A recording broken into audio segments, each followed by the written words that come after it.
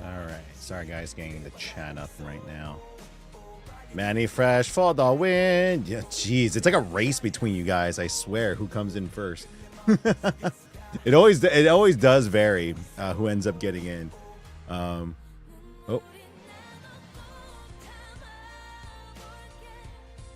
you lower the volume on.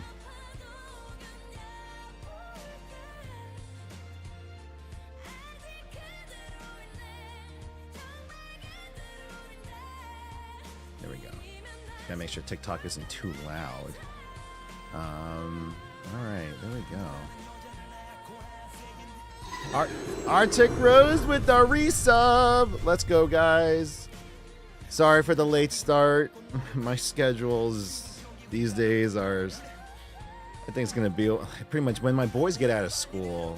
That's gonna be like when I can like sleep in the morning, and then I'll be able to we'll do like late.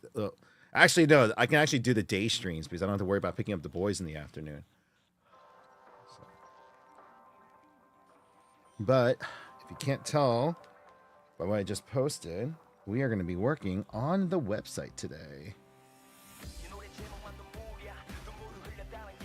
Because that needs a major overhaul.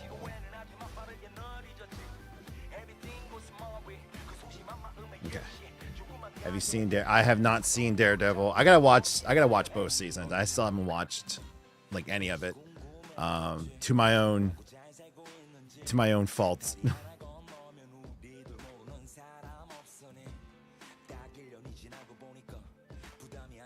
Sorry, hold on. I'm just moving up the images for TikTok. Okay.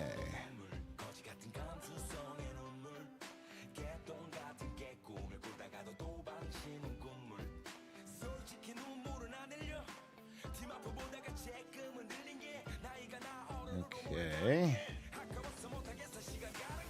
So I'm getting my screens all situated so I can just dial in. There we go. And then we are here again.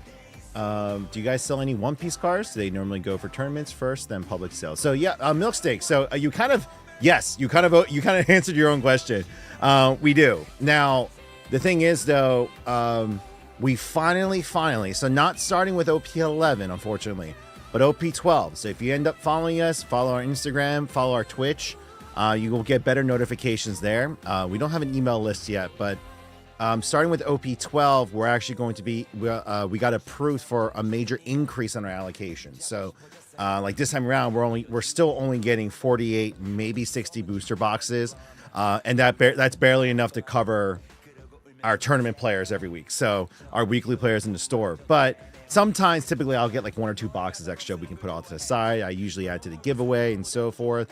But starting with OP12, we're getting over 200. And so we're going to leave 100 for the store and 100 for the website. So we'll definitely be splitting that apart between the two. So I hope that answers your question. Also, for those of you on TikTok, I'm not sure how many of you are sticking around. Is the music at a good volume? Is it too loud? Still too soft? It was blaring earlier. So the thing is, I can't really monitor it from my end because TikTok Live Studio runs differently than Streamlabs. So, oh my gosh, I cannot get my glasses clean. hold on. Sorry, I just need to. Oh, lens cleaners. Yes. Arctic Rose. It's fine to you. Nice. Let's go. Perfect for us TikTokers. Yeah, let's go. Wait a second. So really quick, guys. Good evening. Good evening. We're just getting started to stream right now, but right off the bat, we must do a special song. We're currently live on TikTok, Twitch, and YouTube. So welcome to all the chat guys. Hold on a sec. Ugh. Okay. Oh my gosh, it's been a long day. But really quick, pausing the music. Arctic Rose, and now I have my glow sticks again. Ugh. Chat, we need the emojis. Arctic Rose just turned 40 today.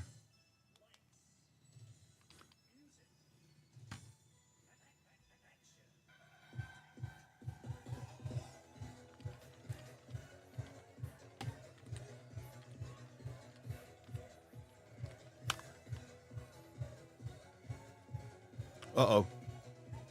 I moved my screen. Happy birthday. Birthday party. Happy birthday.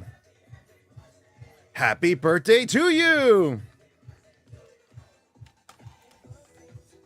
Oh, wait a second. You guys aren't getting the music? Is it not coming through? Was it coming through? It was coming through. Celinda, you making me restart? Are you kidding me? Are you making me restart falsely?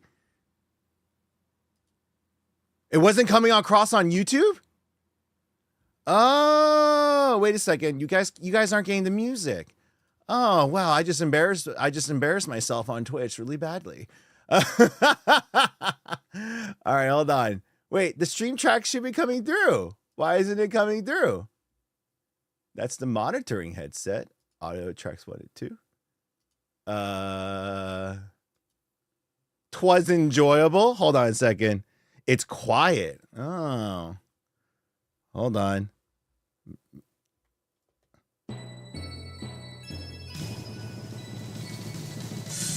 Is that coming through now? Music. Action. Okay. I'm sorry, Celinda. We're running it back. 1, 2. Happy birthday. Arctic Rose. Happy birthday. Happy birthday, Arctic Rose. Happy birthday to you. Happy birthday to you. Happy birthday, dear Arctic Rose. Birthday to you. Happy birthday, dear Arctic Rose. Congratulations on turning the big 4-0. For those on TikTok that are confused, this is the Korean birthday song.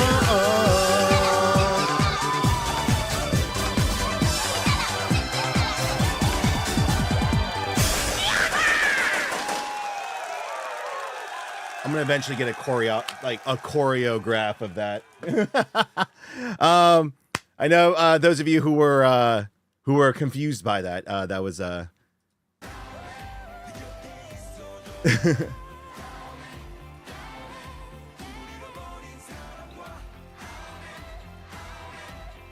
There we go.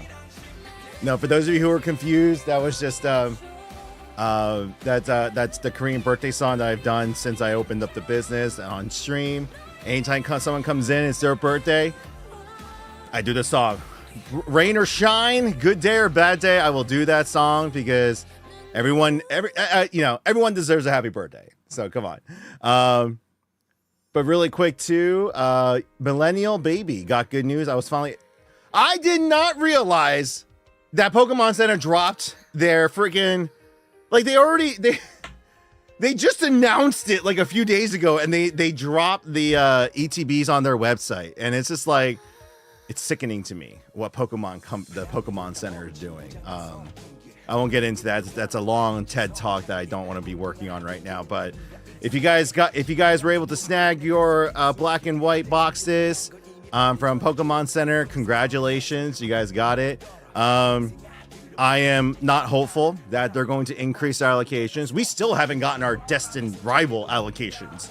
So like, I don't even know how much of the new rockets that I'm getting, let alone if they're even going to let it, they're going to give us any allocations for black and white. But we're gonna do our best. As you see, we've gotten more serious on the single side of things, so we've been working on that.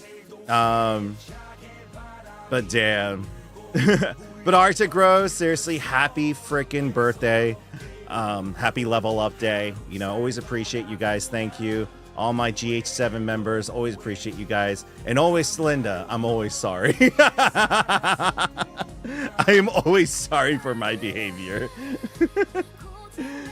Oh, man. But baby is doing well. Sarah might bring her down. Depending on... Oh, let's go. New sub. Let's go. Thank you very much for the sub, guys. Oh, that's YouTube chat. Oh, my gosh. I forgot about YouTube. YouTube, I'm sorry. YouTube chat. Let me bring your chat window up. YouTube chat. YouTube chat. There's YouTube chat. There we go. Pop out. There we go. YouTube chat. Money is your middle name. Let's go. You should be getting a good amount of... Oh, no, we're not getting much. We're getting like 4. Millennial Baby, like it's heavily allocated.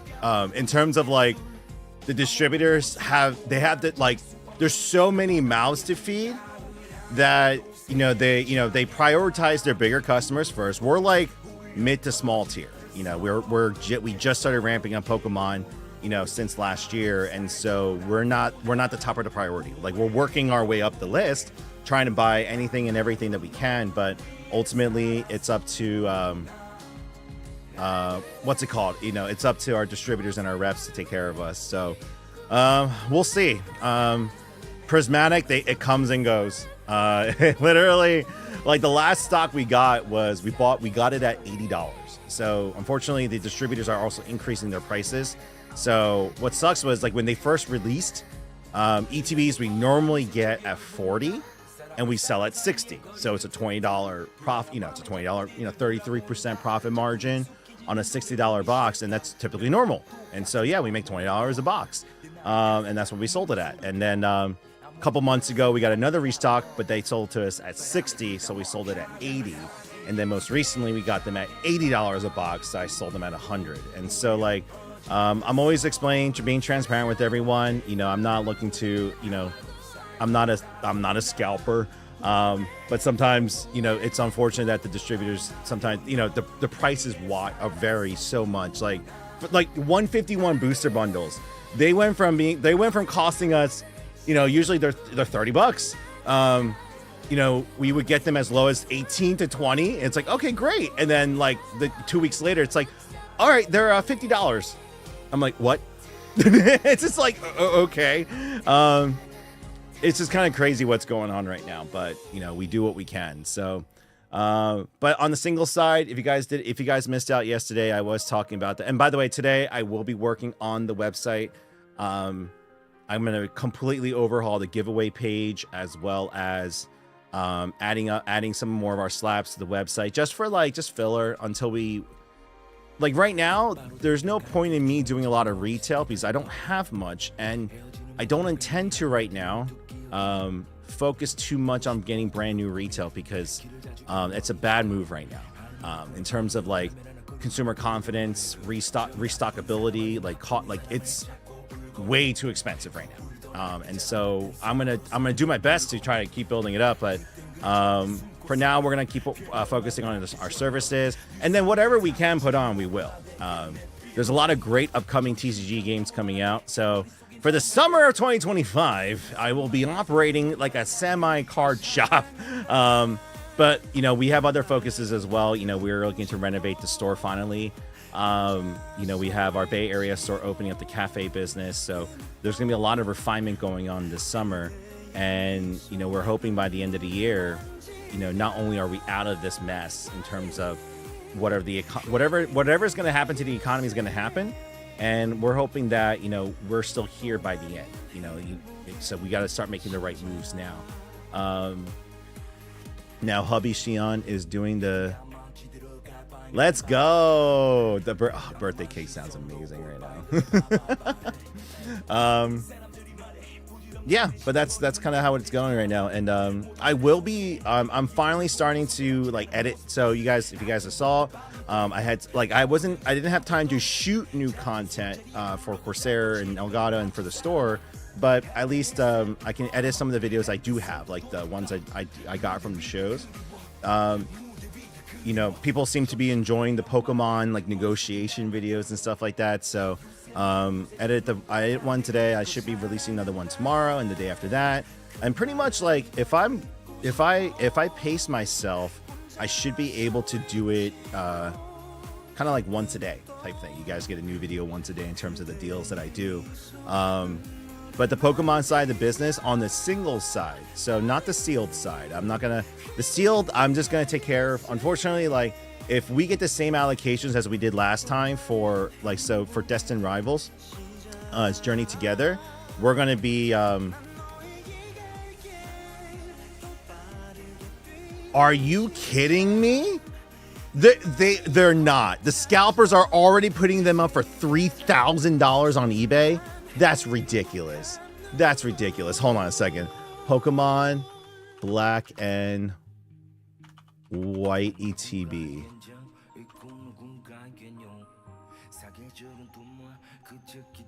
Okay. Oh, thank God. Okay, not 3K, 300.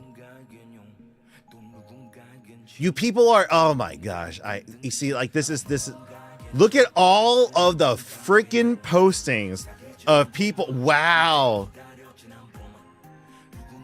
Like this is so stupid. I like this is so like I hope all of these people don't end up selling shit and they just keep on losing money. I love seeing the videos of people be like, I lost so much money on Pokemon. I should all the Pokemon reseller scalping bros, right? The ones that are so like the people that are so like, you know, they're what's it called? They're POSs. They're such POSs that they're willing to brag about it on the internet. So it's just like, all right. I mean, I believe in karma. Like, go for it. How many freaking pages? So it's holy crap. The entire I'm on page 7. 7 effing pages. 11. Okay, thank God. Okay, so is it 8 or 9? Let's see, 9. Okay, it's 9 freaking pages of eBay listers from the scalpers, doubling the price.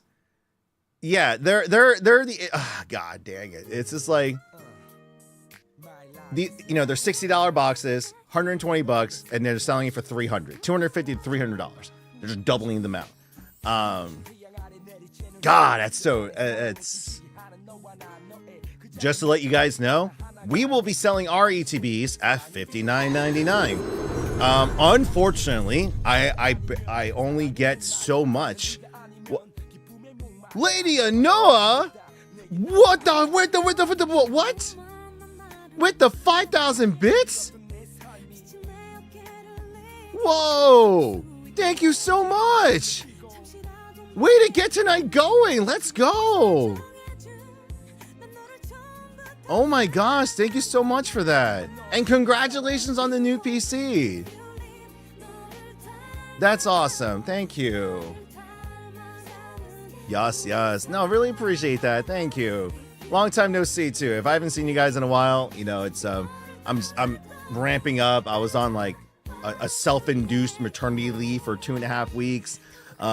Still kind of gauging back into it. My schedule's all over the place because I'm having to juggle being husband and father during the day, plus caretaker because, well, I gotta run all the errands for the house, doctor's appointments, and it's just like Like even today, like I got 2 hours of sleep, and you know, it wasn't until just like an hour ago I was able to finally sit down at my computer and stream and start working.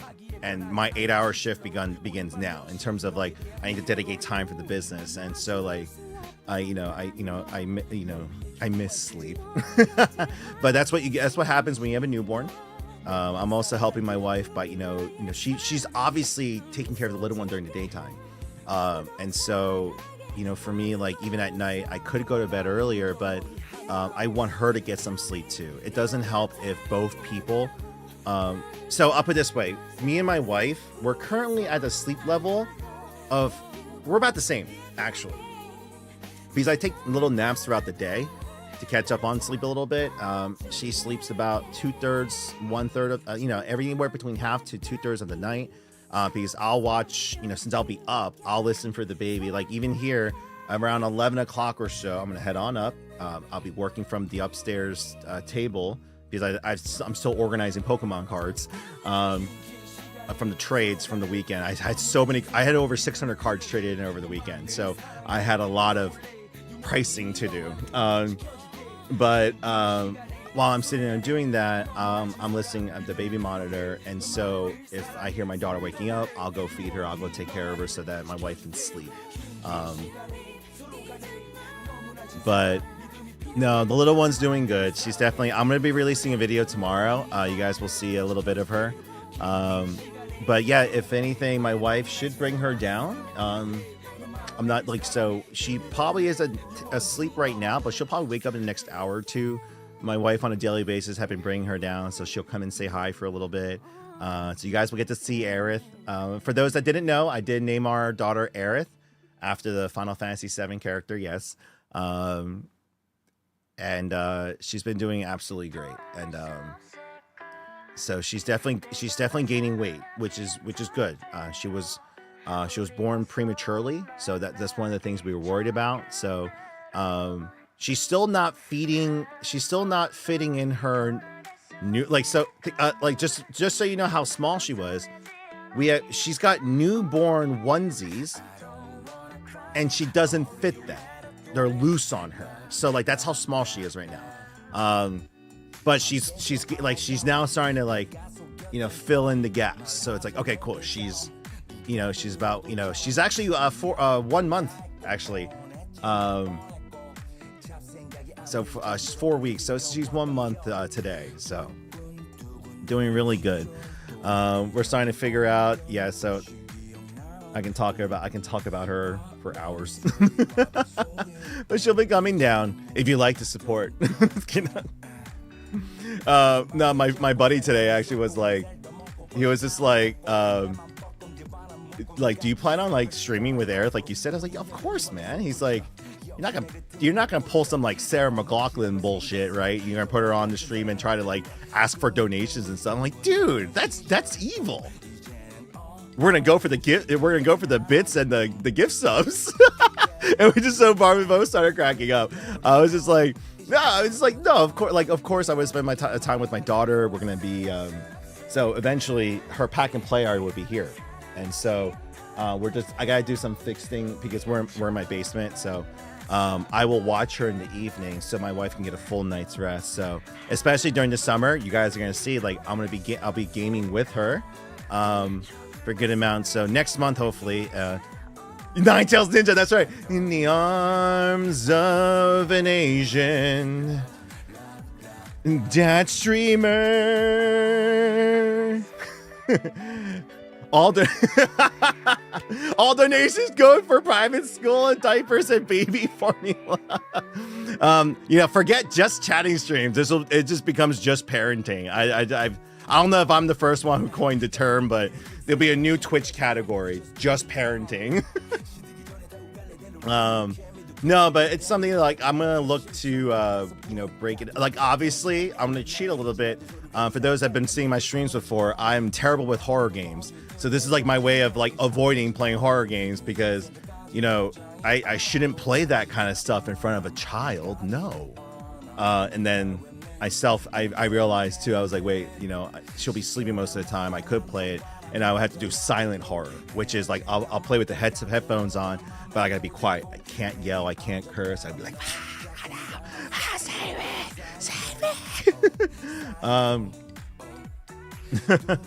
But yeah, no, I'm hoping to for this month we got hopefully we can round out some of the online sales that we're doing. By the way, we are currently doing pre-orders.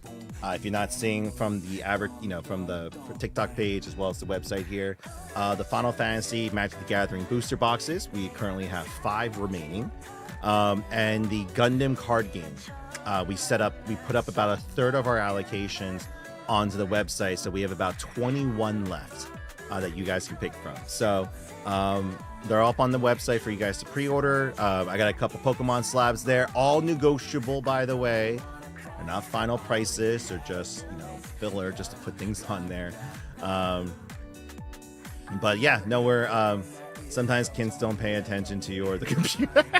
toxic money. That's very true. I haven't opened up a store in San Antonio yet. By the way, I'm still working on recovering from the failed franchise process. So, for long story short, if you're just joining in, we spent the last 2 years recovering. 2 years ago, everything kind of imploded, and the franchise operations kind of fell apart, and we were like 7 figures in debt, and on the brink of closing. And me and my team spent the last 2 years hunkering down and doing everything we can. And we're actually in the last month.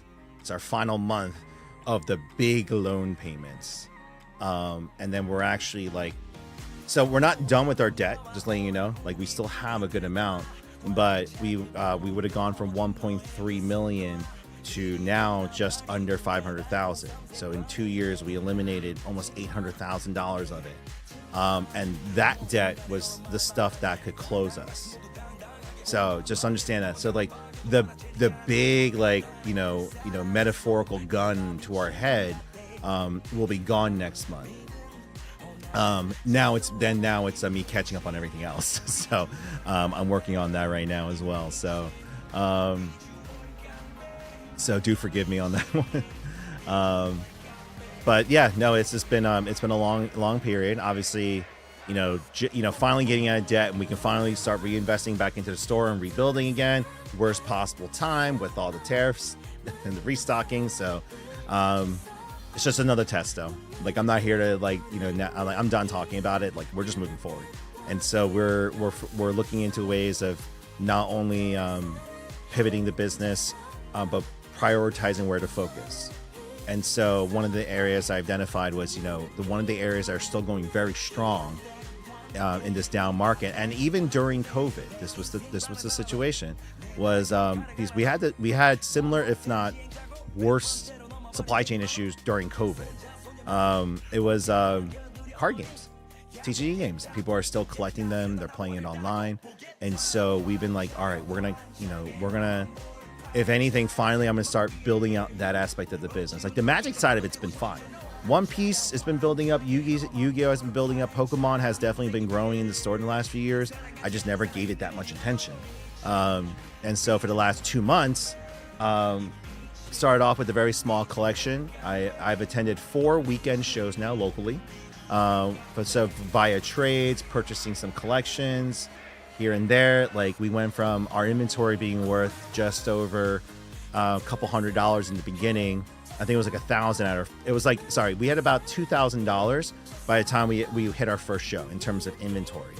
I brought sealed stuff too, in terms of our Gundams and stuff. People did trade in stuff for Gunpla. I got a couple of good cards for perfect grade Gundams. It was the thing of beauty. I was like, yes, let's go. But no, fast forward a month 1 month into doing Pokemon, I'm gonna be doing a YouTube video, hopefully tomorrow, if not Friday, just kind of explaining we're 2 months into our Pokemon journey. Where are we? I'm almost done. I still have 80 cards left to process of the 600 cards that got traded in over the weekend. But we're currently sitting around. Actually, let me give you guys an accurate number. He got toasted on the heads, tails. Yeah. Oh, you guys saw that video? Oh, the coin flip challenge. That was. Yeah, that was fun. All right, let me see this here. So 781 something. Our slab collection. 623. So the current collection. So the inventory, not collection. I'm not collecting. I'm running the business side of it. The current inventory value is at just over $15,000 right now. When it's all said and done, it's like 15,469. It should be around 15.5, 15.6 once I'm done with the rest of the bulk. This is all, but so in the collector app, our system, that's all the cards worth $5 and up. So all the $4 to dollar, I'm actually considering bulk. So I call it 4 below. So we're gonna have a binder with 4 below, because 5 below is coin. So I'm the 4 below shop. It's the For You page. Sorry, I thought it, and I thought it. Then I said it, and I'm like, oh, I hate myself for that. Okay. Either way, yeah.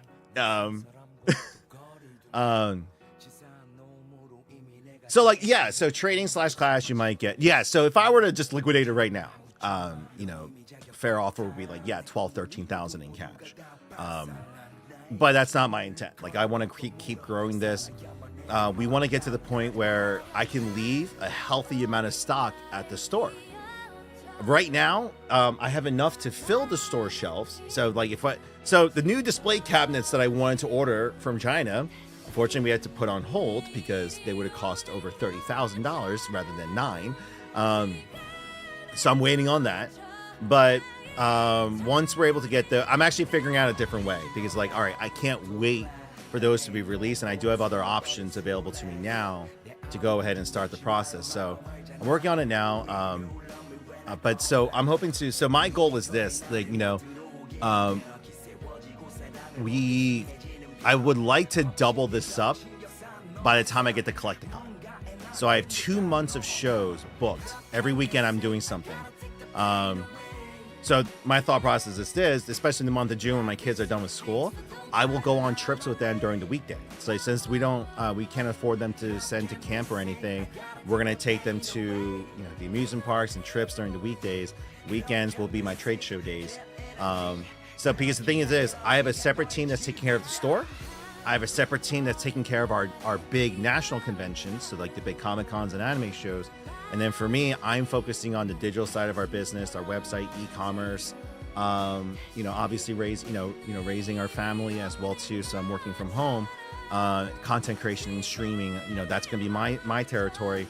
The singles are going to be our side thing that we're working on. But my hope is we have our first Collecticon that I'm hoping to get into in July. So I have about 2 months to prepare our stock. Ideally, I would like to go to Collecticon with about $50,000 worth of inventory. That's going to be my hope. So I need to at least turn over or grow our inventory at least, threefold. So it's about, times 300 times multiplied. I would like to double it by the end of May, and then hopefully grow it between there, and predominantly via trades. So if people end up trading in, that's kind of the direction I would like to go, and doing that there. How about that Pokemon box they have? Yeah, no, it wasn't worth. It was definitely not worth opening up the Surging Sparks box. Just to let you guys know, I got reported for. So if you guys were here yesterday, I abruptly ended the stream because we got reports of not just, it was like unmanned stream, blah, blah, blah, child abuse and gambling. So somebody reported me for abusing my children on stream. And so I wasn't having it. So I was just like, all right, we're going to go ahead and end the stream. I'm going to open up the rest of the pack with my boys. and leave it at that. So that's why I kind of abruptly ended yesterday. So I do apologize for that. That just pissed me off. I was not in the mood yesterday, and I was just like, are you kidding me? Like, I have a lot of haters on TikTok, so like, don't get me wrong. So that's kind of what it was. But they did open up some decent cards, so they got cards that they wanted. So, you know, they're sitting there. Would you take your kids to the conventions? Yes, I want to. I want to take them.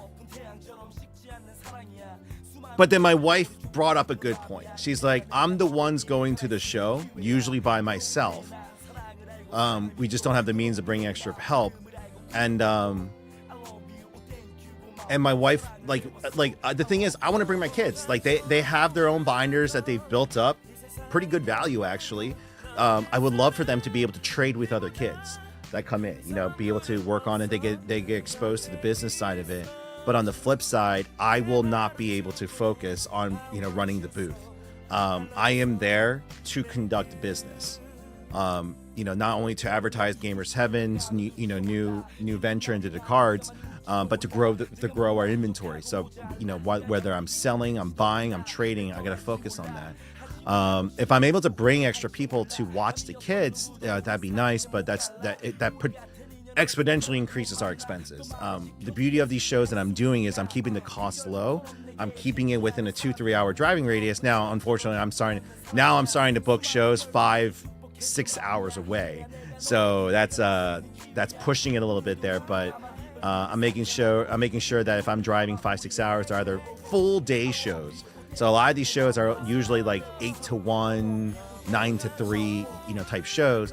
I just booked one for Norfolk, Virginia. It's about 6 hours away from me. That runs from like 11 to 6 p.m. So it's a full, 9 to 6. So it's like a full 9 hours of vending that I can do. So I'm making sure I get a full day. Then there's other shows that are like 2-day shows. So I will leave like, you know, early, you know, late Friday night, get there, run Saturday, check into a local hotel. So like, but my expenses are still like, every show, my expenses are under 300. So to keep that in mind, in terms of like table booth and Torre with the what? The 10 gift subs, let's go! What? Let's go, Torre. Thank you so much for doing that. I have issues with scalpers all the time. Really quick, sorry. We're currently, you know, station identification. We're currently live on Twitch, TikTok, and YouTube. So I do apologize if you're confused on who I'm talking with via the stuff. But like, seriously, Torre, thank you so much as always, brother. But yeah, is it Paco? Paco is your friend. There you go. Sorry, it's all one word. I don't know how to split up. Paco is your friend. Yes, I have issues with scalpers quite a bit. I actually made a video a few weeks ago talking of it was from Journey Together, where I had a scalper come in and get super pissed at me that I wouldn't sell them our product to them at MSRP. They were so like, wait, because they wanted to split the profits and stuff. Like, you did, you know, they people got angry that I wouldn't sell, you know, I wouldn't let them scalp our product. So it was just crazy. Lady Anoa with another 10. What is happening tonight? I came in to work on the website and you guys are keeping me talking and yapping. Let's go. You already did the freaking bits already. Oh, thank you so much, guys. Welcome back to Twitch, baby. I'm all energetic. By the way, medication too. My doctor has increased.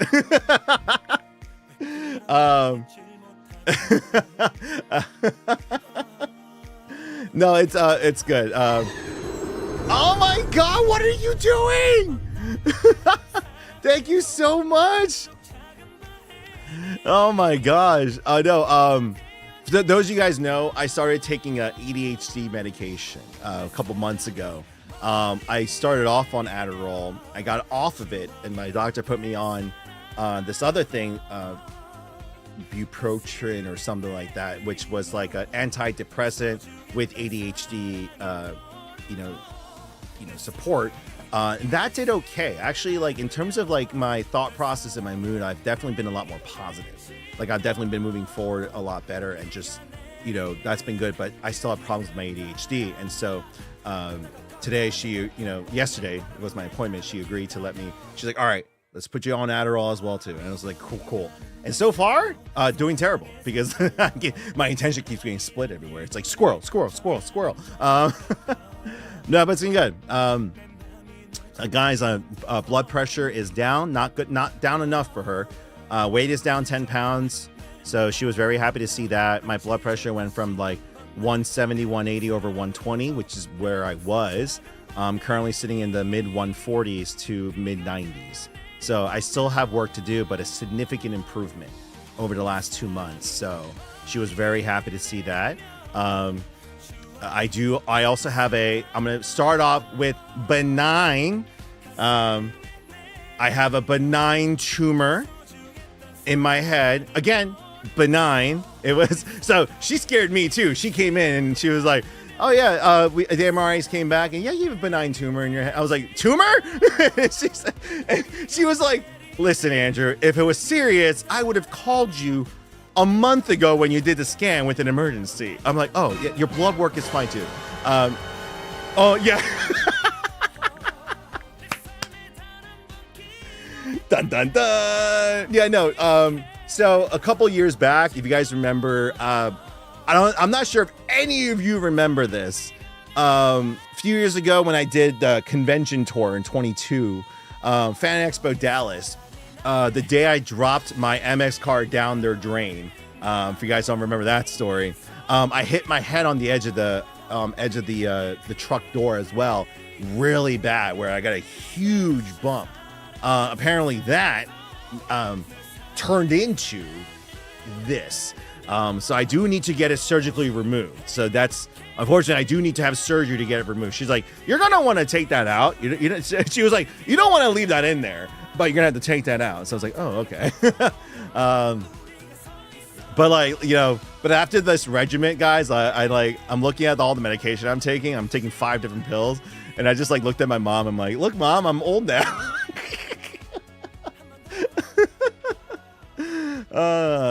It's nothing to laugh about, but it's just like there.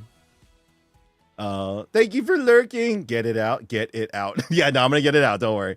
I just have to schedule it though. It's money, so I gotta be careful. Yeah, no, that's what, like, home, like, you were scared for a minute. Yeah, that's what it was too. Like, again, I like she saw my eyes widen, and she was like, Andrew, benign. I was like, oh, okay. But it's all good. No, health has been improving, emotions have been improving. The business side of things, we're definitely like starting to ramp up. Like, so we definitely noticed a slowdown in the retail sales. That's just natural. Like with everything going on, people are being a lot more conservative with their dollars. And so we're definitely noticing that. And so, but thankfully too, though, again, on the card side of the business though, that's been increasing. So it's like, all right, well, we're going to lean into that.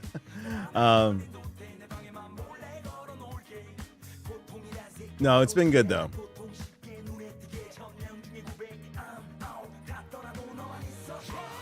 I babysit for 2 team up booster packs.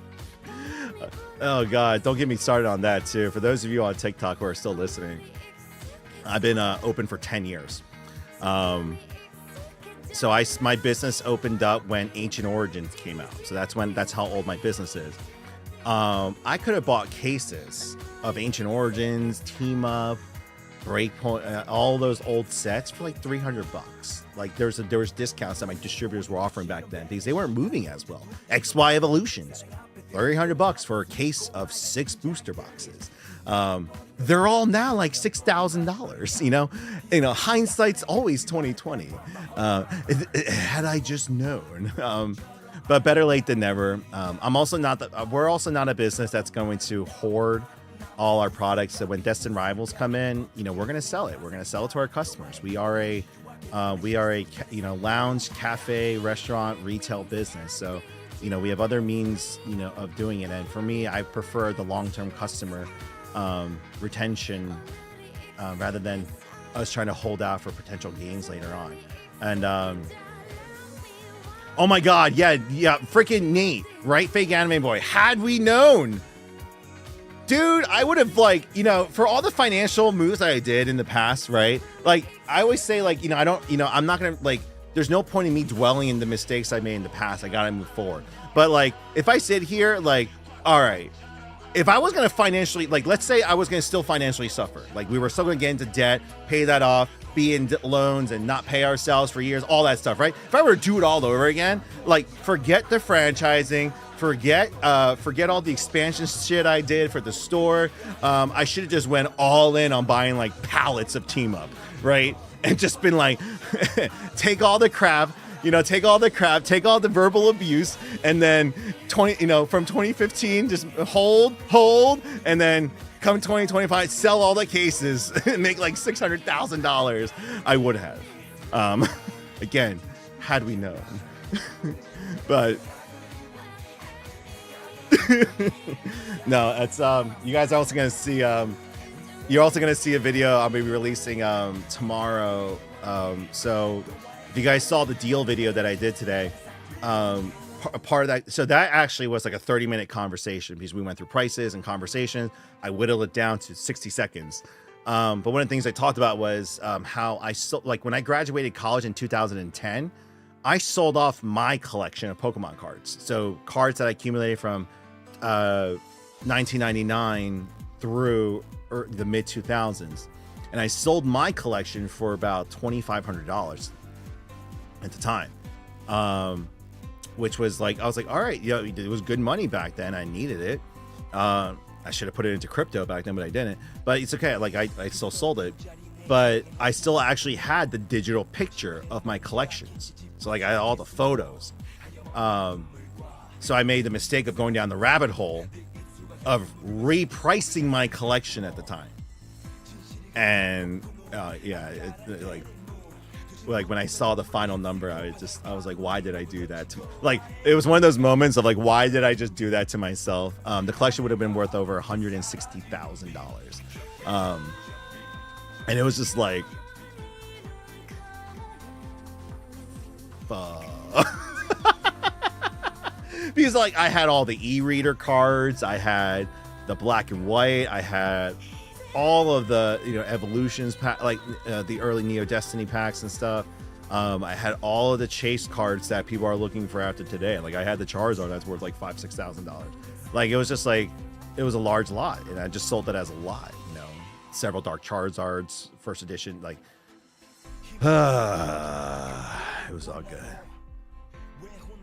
Oh yeah. No, we're for me, I'm still proud of what I built. I'm not gonna sit here and say that I've that I regret doing what I've done. It's just right now it's a hard time just because it's everyone's going through it right now. What saddens me is there's so many businesses that are closing right now because they can't weather it. Ironically, there's also businesses that are opening up right now, which is like, in my opinion, the worst timing you can have. But to each their own. For us, it's just another. For us, this is just another test. Every year, I'm always fighting through something, and this is just another one. But we get through here. For us, this is our 10th year of business. So for me, like, I'm looking to hopefully really thoroughly enjoy celebrating with all of you mid-August. Because by mid-August, I'll have done 2 Collecticons. I've had a whole summer to really work on the business, the card side, the stream side, website. We'll see where we're at, and then just go from there. No, you went down the rabbit hole. You went. I went to the past trauma. I had tons. Yo, you had tons of the 1999 ones. Gosh.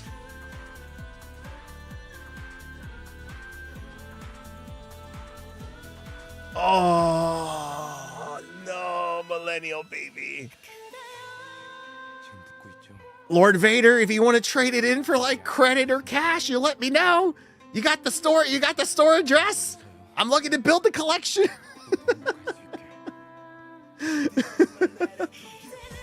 I need inventory. I'm like, it's an uphill battle. Like, I'm fighting against so many other people that it's like, all right, we got to do what we can. you know, we got to do what we can. We're gonna fight through this. We got to do this. No, it's been fun though. This has been. I'm gonna tell you guys right now what's been nice about my favorite part about doing the cards. It's going back to my roots a little bit. Bringing back the salesmanship in my part, my work ethic, you know, my quality control, how I present things.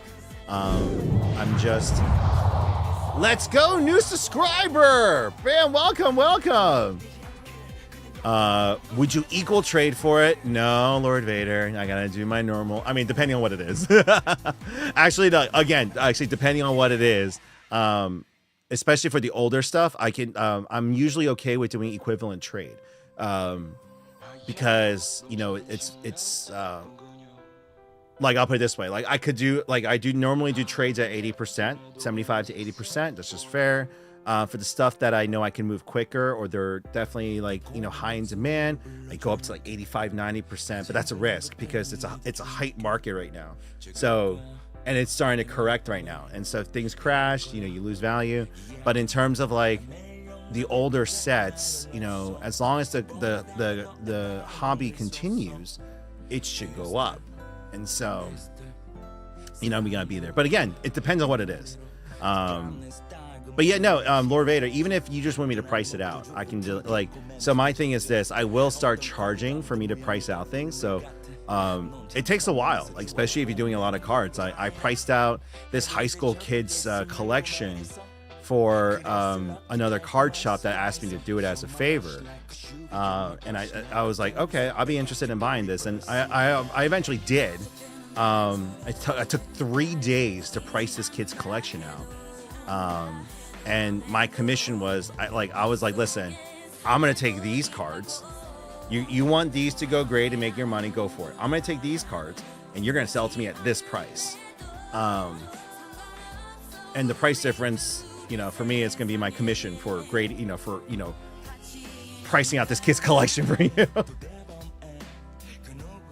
Yes, that's correct, Millennial Baby. So right now, even the graded stuff is actually in flux right now because they're pretty in tandem, Millennial Baby. So the raw prices and the graded prices actually move to kind of together because at the end of the day, the price and the value of an item is based off the demand, supply and demand of the item, right? So ironically speaking, you actually have a situation where because everybody is sending all these cards in for grading, and yes, you're getting 10s, but you're also getting a lot of 7, 8s, 9s, right, out of it, right? The amount of raw near mints. So keep this in mind, like you're not going to see this happen overnight, but over time, the raw cards could be worth more than their 7, 8, 9 counterparts because there's less of them.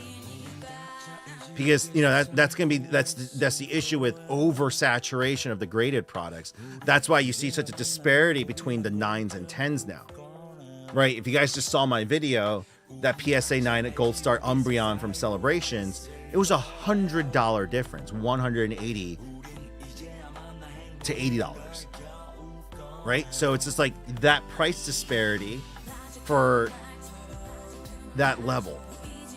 Oh, hold on, no worries. But, you know, we'll have to see. Like I'm still learning. Like I'm in the process of like just I'm in the thick of it and I'm observing everything. And then just kind of taking it in strides. I'm watching my other mutuals, reaching out to my friends for their advice. I have a lot of mutuals that I became mutuals with during when I went viral on TikTok 5 years ago. I met a bunch of other creators that we became mutuals and we communicated, and I always encouraged other people. You know, now they're big shot Pokemon collectors. And for me, I just kind of reached out for advice and just kind of like, you know, just to see any pointers they can give me. And it's been great. Like, it's just been great to see. And they've been very encouraging in terms of like our journey in doing it. So we're going for it. But yeah. And then I just priced out a collection for another person that was like, man, if I can get this one, I just don't have $4,000 or $5,000 to figure around. This collection definitely is made up of a lot of good older cards. Then I was like, man, if I can get this in here, this will be huge for the binder and the case, but it's a little too much for my blood. But we're able to work out something, we can kind of go from there, but something I'm going to work to. So, last thing on the Pokemon side, I did set out a goal. I was like, if I'm going to really go in kind of semi-serious with this, I was like, for me, if by the end of the year, this is like a long shot, but if I'm able to trade up towards getting a sealed base set unlimited original Wizards of the Coast booster box, they're like $30,000 right now, if not more. But if I can work up to having one of those, I'm gonna be effing ecstatic. The collection being worth over a couple $100,000, that'll be kind of the goal by the end of the year. You want to keep growing it. Hopefully by then, I've passed it off to the team to work on more. But if we can have a base set seal box, that's when I know I've made it. So that's kind of the goal. Whether or not we hit it, it's not the point. But it's sort of like the business too. I want to build Akihabara in America. That's a very lofty goal, right? But that's my goal. So everything I do is moving towards that. And so what that means is I'll never get complacent. So we could be, a $10 million store, but still have a ways to go. That keeps me hungry. That keeps me wanting to keep pushing through. So that's what I do. Homelander, no worries, man. You have a good night, brother. Worst investments are rare mint 10s that's worth over millions. Can't find buyers. That's the thing. So what I like about this collection, it's all the most expensive card is $350. It's $300 to $400 is the max, and then a lot of the middle is made up of cards between $100 to $300. That's a really nice range because a lot of people are willing to trade in towards that. It's a lot of good. That's a good trading grounds to get the mid-tier cards. And there's a ton of cards that are under 100 as well. So what's nice about the cards that are worth between $20 to $100, those are the ones that people will buy up, right? It's easier for them to buy. They can justify doing $60, $80, $40 here, right? And then for the cards that are a couple hundred, they want to trade in. So again, everyone does it differently, but the way I'm viewing it is, so if I have a $250 card, it'd be nice to sell it. But if I end up getting $300 worth of trade-ins of $50, $60 cards, those are the cards that I can then eventually sell to others and so forth. And so it's just Cursed Knights with the raid. Let's go. What's going on? Welcome, Raiders. What's going on, guys? Thank you very much for the raid. Hope you had a good stream, brother. Really quick, for those of you guys coming from the raid, my name is Andrew Huang. I'm the founder and CEO of a company called Gamers Heaven.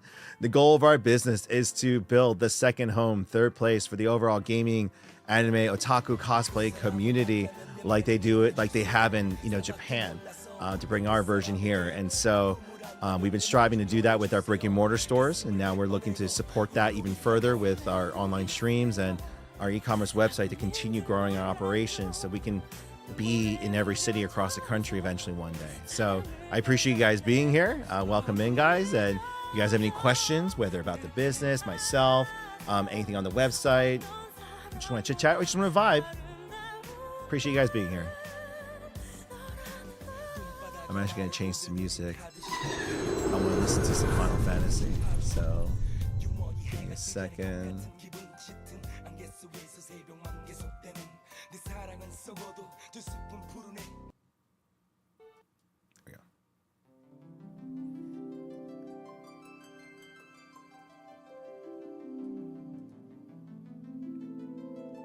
Oh, and the sub. Let's go, man. Thank you. Thanks, Curse Knight. I appreciate the other, the other communities coming in. The Ringles. I'm coining that term, the Ringles, the Hidden Stuff Village from Tracy Allen. I appreciate you guys being here. A lot of my old cards have creases. Yeah, that's the thing. So Lord Vader, if your cards were in a binder, there's actually a video by Deep Pocket Monster from YouTube about bad binder practices. So a lot of them, especially if you overfilled your binders, they're gonna have creases from the ring. And depending on how you stored them, there could be weathering damage. So this is what happened to the one kid's collection I priced out. If everything in his collection was mint condition, it would have been like $12,000-$13,000. Overall value raw ended up being about $1,100-$1,200. And then there was a handful of good ones where if they come back as 8, 9s, or 10s, you know, the guy who originally got the trade in is going to make a lot of money. So you have an Umbreon EX graded 9. You're looking for trading Pokemon Center ETBs. That's crazy. But that's the seal collector. So there's others view. Like there's a difference between scalping and then sealed collecting. So, you know, that's awesome. Like it's, you know, if you're able to find someone you can do that with, that'd be really good. Fortunately, I'm a store, so we're only gonna have the regular ETBs and stuff, so I'm not gonna be able to help you out there.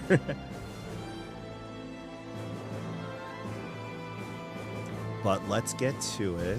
I want to update the giveaway side of the website. So speaking of which, did I hear back from that guy?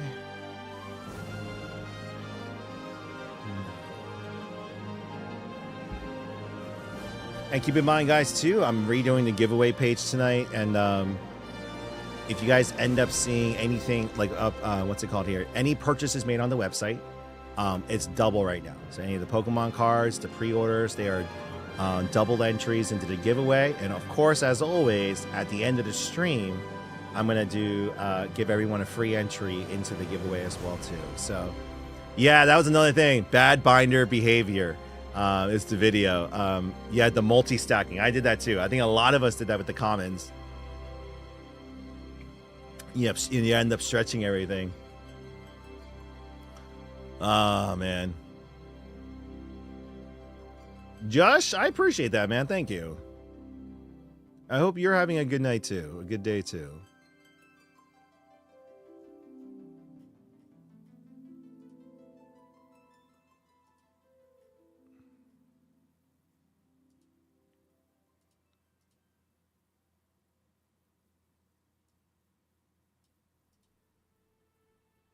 That's different.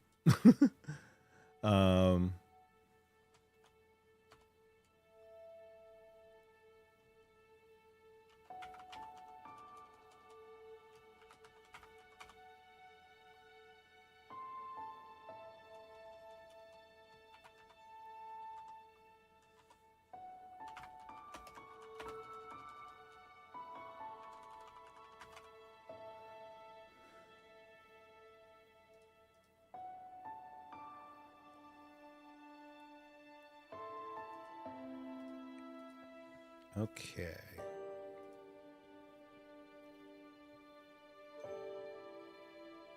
This is going to be interesting for me to do.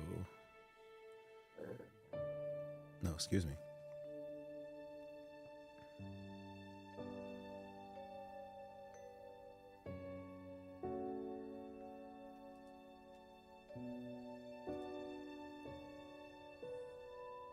Pioneer collection back then was horrible. What I did. The thing is, we didn't know. For those of you who collected back in the day, we didn't know. There was really like, it's not like the Pokemon collectors spoke with the baseball card, traders and stuff. Like we didn't really know. I was a kid. I didn't know of like sleeves until like I got to college, right? And so like, we played with them as we did. Like it was a playable card game. So we did that. And it was just like, for me, it's just like back then, we didn't know any better. So it's just like, it is what it is. But what's nice about the current generation of collectors is that for me, it's this, like, it's mostly multi-generational, because you have dads and parents and moms who collected when they were younger, got out of it, but because their kids are coming back into it, they're getting back into it as well. But they know good binder behavior. They know good practices to protect the cards, and what to value and what to not value. And so for me, I've been teaching that to my kids. So doing the same thing. So right now they're still figuring it out. They're figuring out what's valuable, what is value. They don't know how to play the game yet. They'll eventually will.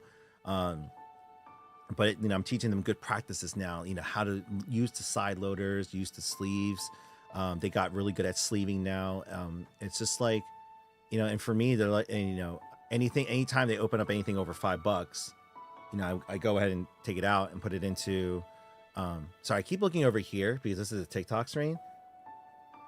I usually have Streamlabs, which is up here, down here, and so like I'm better attentive like this, but I'm looking at a blank screen right. Well, I'm looking at my website right now, but anytime they open up anything good, it's just a matter of like, all right, for me, it's better for me to put it, into the collection, and build it up, and they know it too. They don't get it confused with their kids and seller upgrade. Oh yeah.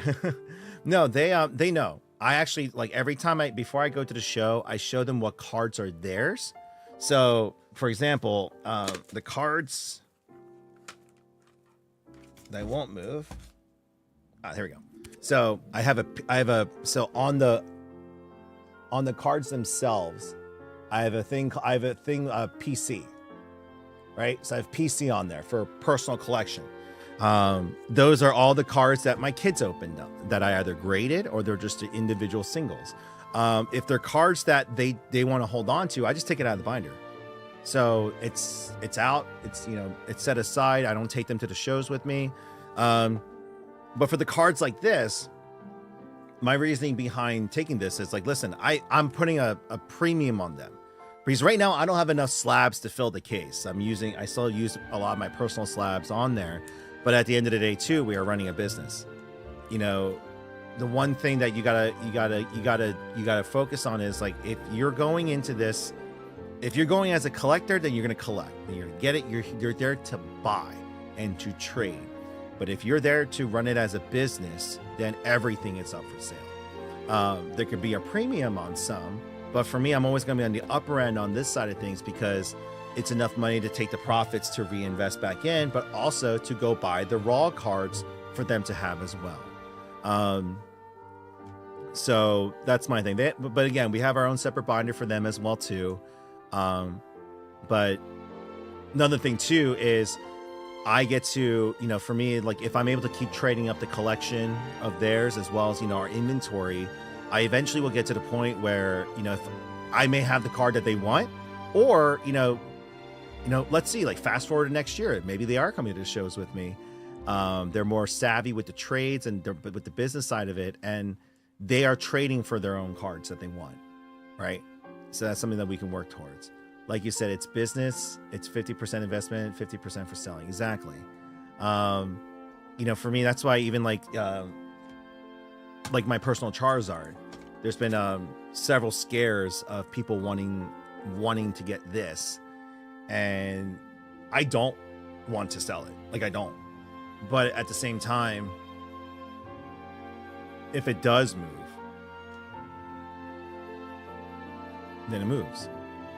You know what I mean? It's just like, then I can, like, that's $900 I can use towards expenses, income, growing the collection even further. Like, there's so much more good it does doing it. So, you gotta weigh those balances out.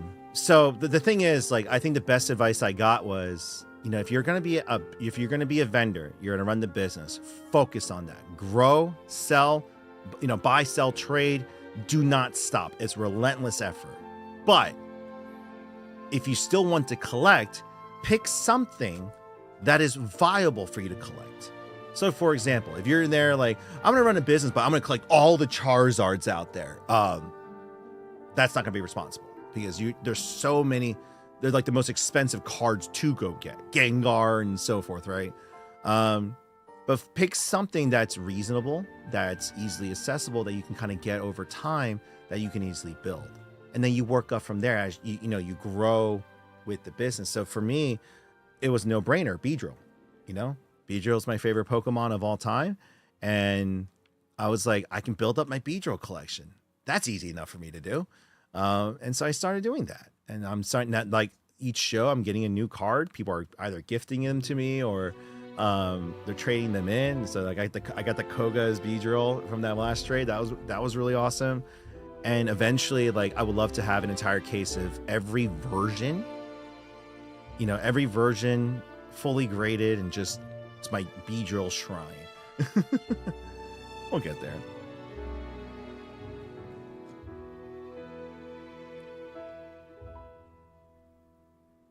I forget I had cards in my... Oh, no.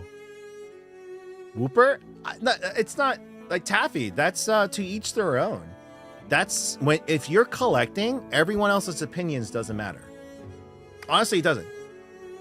Like, if someone walks to me and is like, is this good to collect? I'm like, why are you collecting? Is it for you? Like, do you love Wooper? Then that's fine. Go for it. That's great. When you're collecting, that's for you. If you're like, oh, I'm trying to get all these so I can, as an invest, like, I'm collecting all these so I can resell in the future. That's investing. You're investing. You're not collecting. You are investing. Night Vader. So if you're investing into the business, you're not really collecting. So there is that.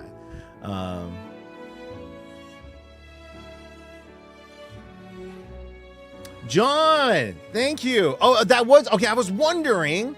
I did get a purchase. Hold on. Let me bring up the order side of the page. It was like randomly in the middle of the day. I was like, whoa, someone ordered a box in the middle of the day. Yeah, that's it. So yeah, that was you at Sunday night. I saw you did the order. I appreciate that. Yeah, you're 3007. Apparently there was a issue with the address. So actually, it's good that you're here. Actually, it's good that you're here. They're saying that it's not Los Angeles, but Playa del Rey. Is that correct? Everything else seems to be fine. Oh, that's it. Okay. So we're going to use suggestion. All right, we've updated your address. So now you're good. You're good now. But it's the same thing. Yeah, no, it's the same thing with me in my for my business. I'm technically in East Pikeland, but they put me under Phoenixville. So it's just like, no, I appreciate that, man. And we should be getting them in next month, and then we'll definitely send it out your way. No, really appreciate the support. Thank you.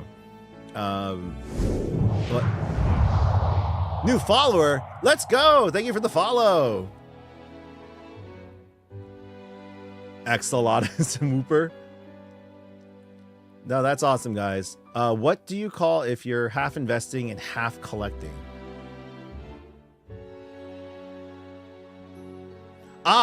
Actually, Sensei. That's actually a good... So, for me, you are a vendor. So, here's the difference. I am a business owner. So, for me, I'm 100% investing. Like, it's 100%, buy, sell, trade, right? When you're a vendor, right? You are a little bit of both.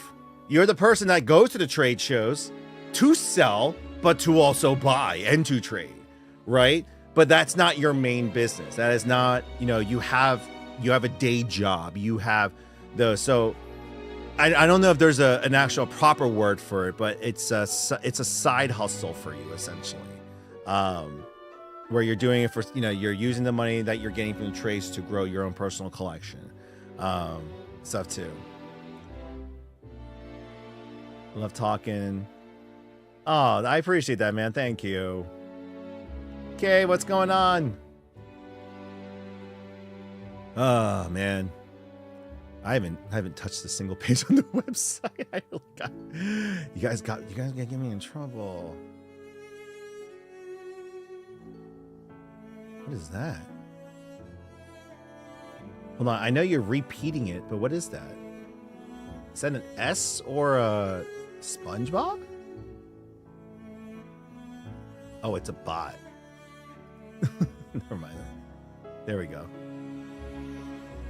All right, I think we got it to stop. Okay, okay, it is SpongeBob. Okay, I was like, what? What is that? Yeah, okay. I blocked them, but I was just like, that was weird. So once again, my wife should be coming down with Aerith at any moment. We shall see. I'm tempted to finalize my... Yeah, Kay, we're working on it too. By the way, Kay, I switched over. We're going to be in the Omni now. So where all the guests are going to be. And all the after parties and stuff too. So, don't worry, I got you taken care of. And by the way, for any of the other members that do plan on coming to Rhode Island, I do have an extra room. So I do have up to 3 beds available. Just, you know, obviously you know who you are. Just let us know. We got the good hotel because the good hotel ended up being cheaper than my cheap hotel. Riddle me that. No, because it's a hotel block. So the hotel block ended up being cheaper than my... So I'm a Hilton Honors member, but the Omni ended up being cheaper with the block than the Hilton. So it's just like, oh. And it's right next to the convention center. So it's like even better. So do you guys have any ideas when we are getting... Oh, we should be getting them next week? Or this week? But Shiny, there are like... We're getting 4.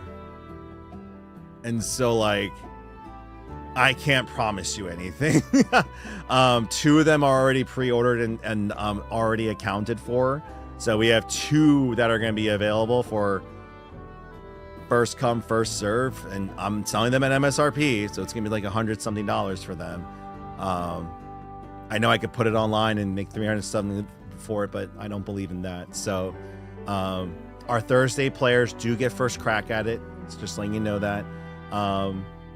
Eventually, I want to keep growing up growing the inventory to the point where we can put a healthy amount on the website. That's going to be the goal. So, we shall see. Will you be selling the Prism collection? I think we should be. Yeah, we got the allocations for that too. We're pretty much like going forward. Looks like anything coming out, we're at least guaranteed a box of it, like so a case. We always want more, but we will take what we can get.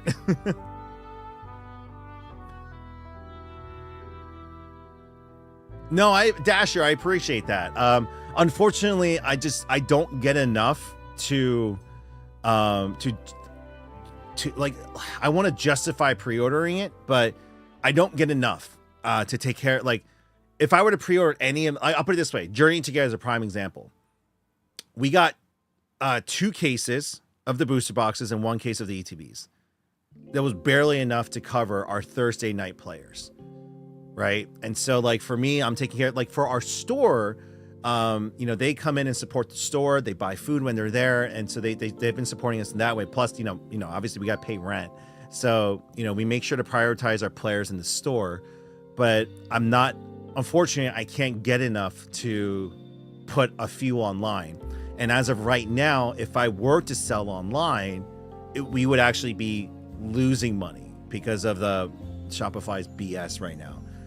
Because I'd sell at MSRP. And I could sell it for more online, like everyone else does, but I don't believe in that in terms of like selling it at the market rate. It's just, you know, for me, like, I am a business owner, but I'm also an advocate for the community. So for me, like, I don't like those practices. And so for me, I'm always going to do my best to make sure the product gets into the hands of the people that, you know, want to open it, that are going to play it and stuff too.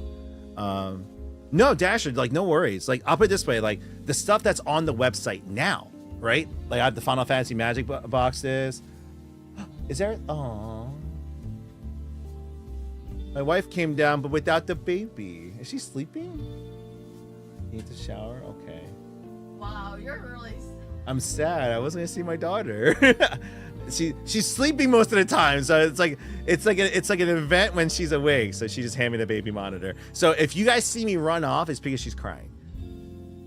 Yeah, there she is. She's passed out right now.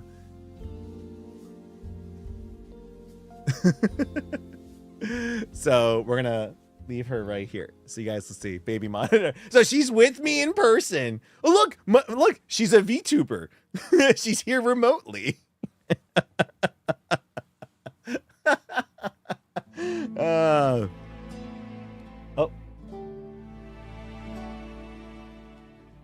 She's moving.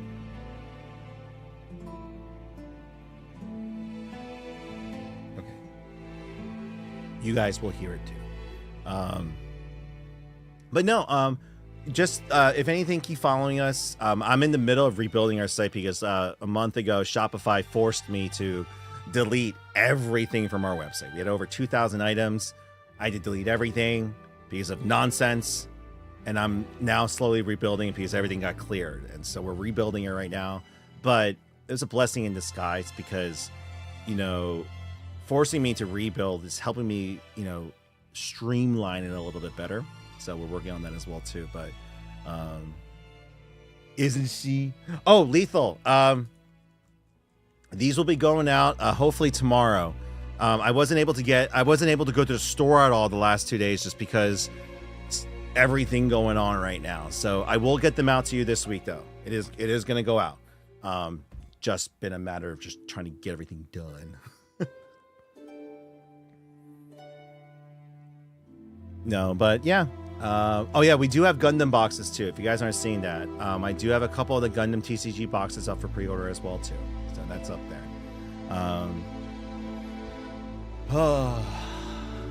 Oh yes, I'm working on the giveaway page. Gosh, it's so like I'm a mess.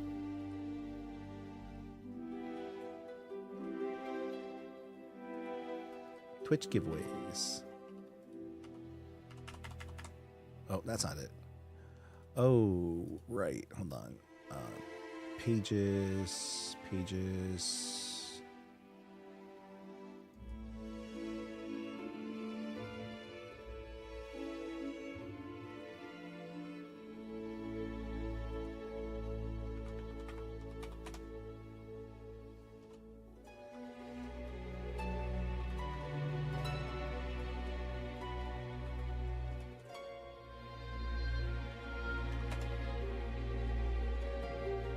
Excuse me, guys. Sorry about that.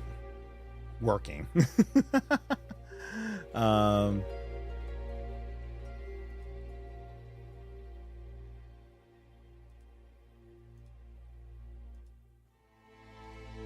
There we go.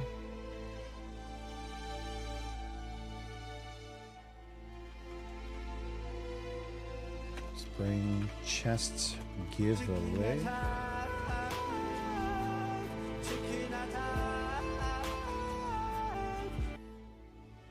There we go. Oh, another question. Oh, by the way, guys, like I'm a person that like once I lock in, I'll start working. So I'm gonna start working on the site. But if you guys have a question, I have the chat right here. I see you guys right there. So do not worry. You guys can go in and ask your questions. So Black Materia, chicken attack always.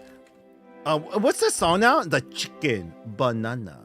The chicken banana. That's stuck in my head these days. As well as because of my freaking kids, the freaking lava chicken. You know, I haven't even seen the movie yet. They went with my business partner to watch the Minecraft movie, but that song is like stuck in my. I'm gonna eventually learn the lyrics to that song because I'm tired of just only knowing the first part. Shiny, are Thursday players just people who come into the store on Thursdays? No, no. Not a dumb question. Very valid question. No, there are players. So we have Thursday night Pokemon nights. So in the last 2 years, especially, we went from Pokemon did not exist in our store, by the way. It was like a few people here and there just to come and buy, but that was really it. But a few years back, one of my employees started doing the Pokemon weeklies. He became a Pokemon professor. and started hosting the weeklies. And it started off with like 4 or 5 people, bunch of kids coming in with their families. And it was like, all right, it was a small enough community. And, we kept ordering the sets just, a little bit at a time, take care of them.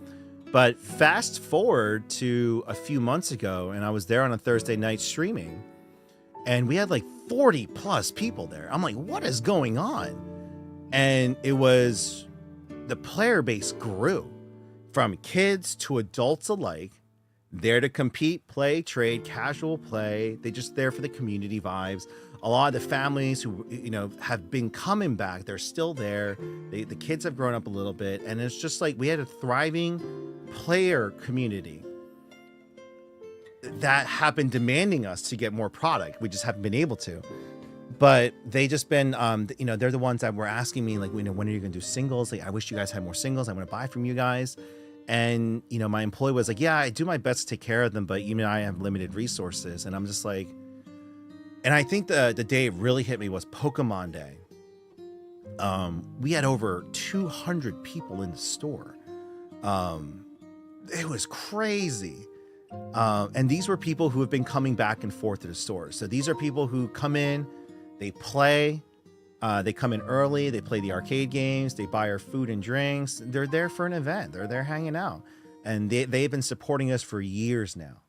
And so for me, as much as, yes, it is tempting for me to just go ahead and put our allocations online for $100+ make, like, if I had a case of ETBs and I sold them for $120, yeah, I'm making like $800 profit rather than the $200. But then my players at the store don't get that product. They don't get the experience of opening it.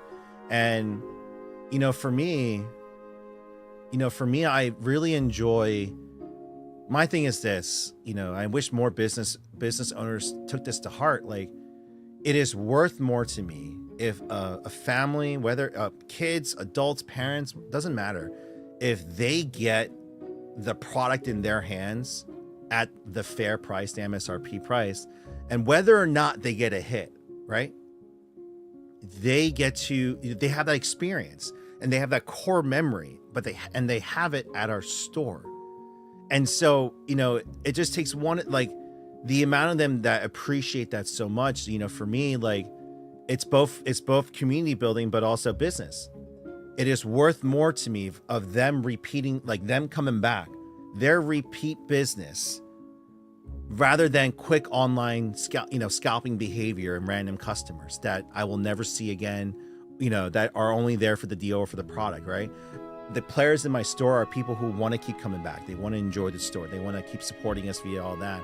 And so it's much better. Oh, sorry, I keep hitting the mic. It's a much better, for me, it's a better strategy. Other people, the amount of people that I released the video of the anti-scalping video, how I sell an MSRP, like the amount of people that also commented how I was a piece of shit, not a great business owner and all this other stuff. I was like, okay, like, thank you for your opinion. Nine-Tailed Ninja, I appreciate that. I always feel like I talk too much. Like, I get over detailed and, what's it called? I just drone on. For example, I added a picture and a topic on the website page I'm working on. That's all I gotten done. And I've spoken for the last, hour and a half now. But yeah, no, Nine-Tailed. It's always, my approach is always like, it's just better to be as transparent and open as possible.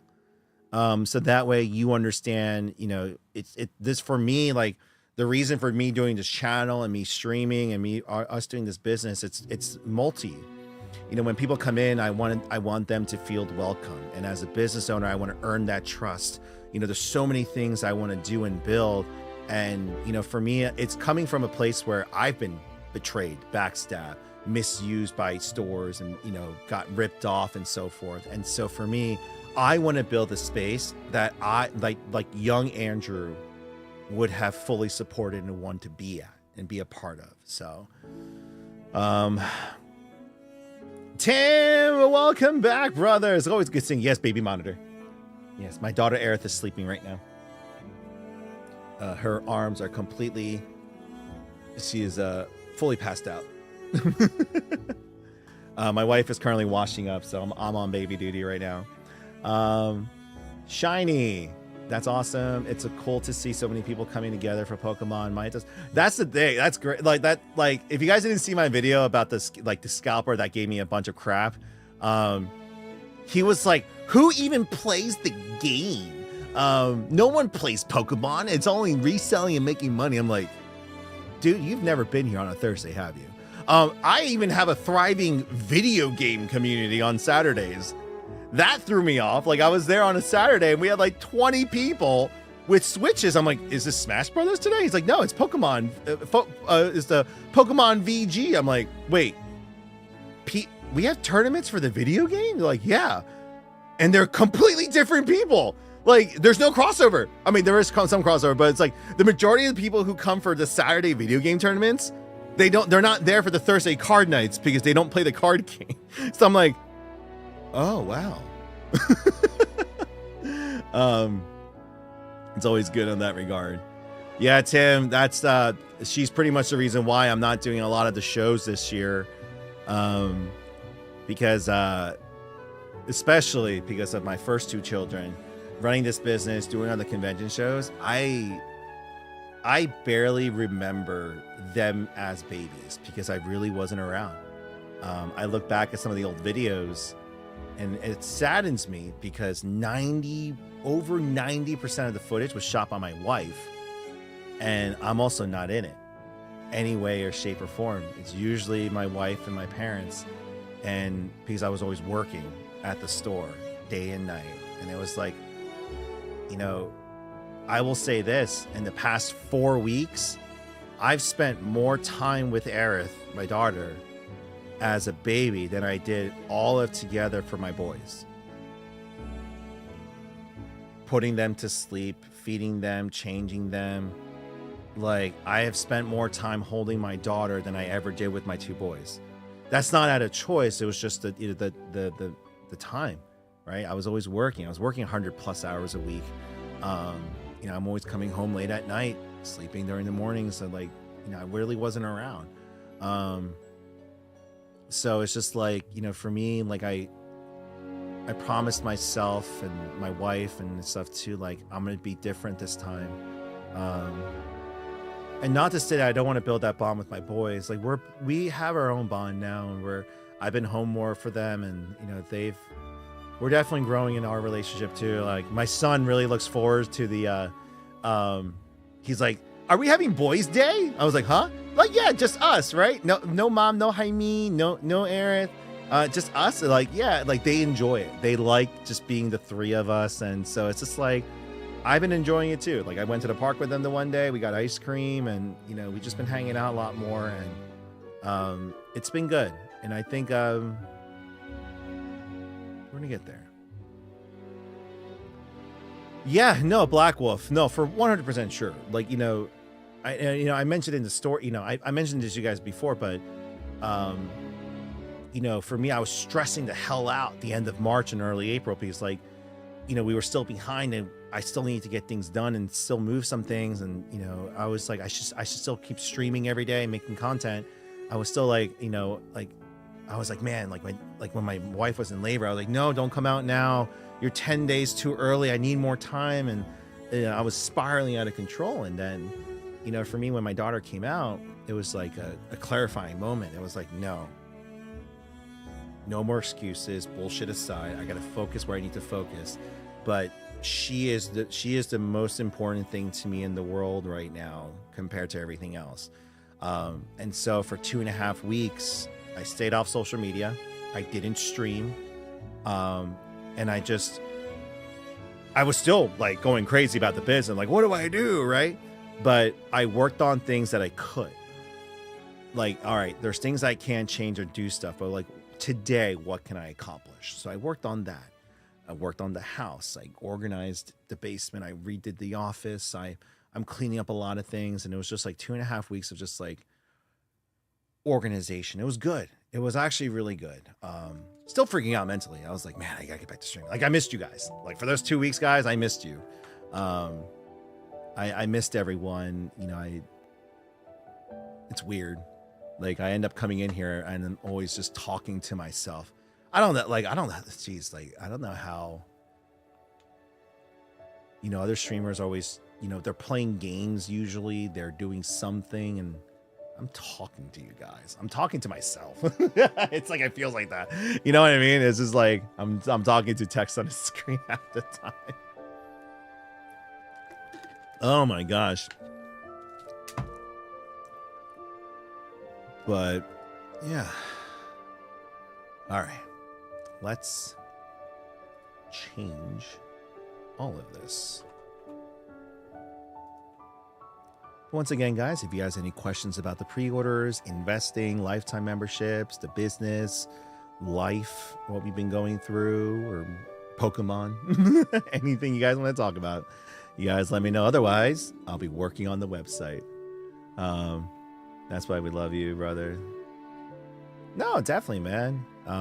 Like I told you guys before, like the reason that I originally started streaming, actually, like I'll be blunt, the reason that I originally started streaming was to just, it was a new, I was like, all right, we got to do something. It was, a year and a half ago. It was like, we got to do everything we can to try to move this overstock, to sell what we can and do everything. So that's why I originally started streaming. But then, for me, it as we grew in the stream side, it just reminded me, I'm like, wait a second, like, why did I build this? Why did I build the business, right? And it was to provide that space. And for me, I was like, all right, then I got to do that with the streams. Like, I can still be focused on selling and, the business and investments and all that stuff. But like, at the same time, I can still be as welcoming as possible. Like, I was bad in the beginning. Like, a lot of my emotions kept creeping out. I still slip up here and there, but like overall, like, for me, it's, I got to treat this family like I do my family. It's not about you. You guys are not, you're not my place to vent all my frustrations. You guys come here to escape your guys' troubles and stuff. Or you need a distraction, and I need to make sure that I provide that distraction.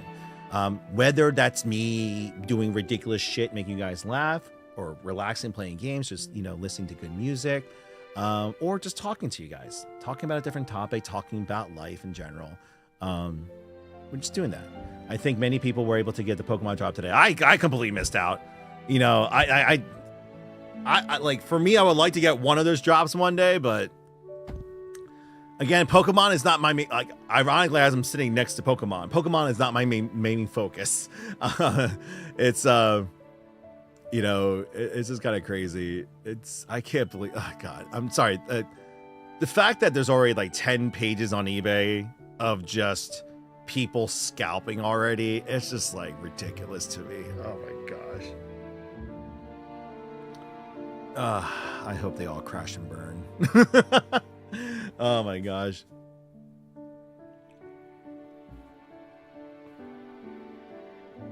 One day I'll be on task. Okay. That's when you should go find Jesus. Because it's the apocalypse is coming. The day I'm able to get on task and be focused is the apocalypse. It's the end of the world. It's like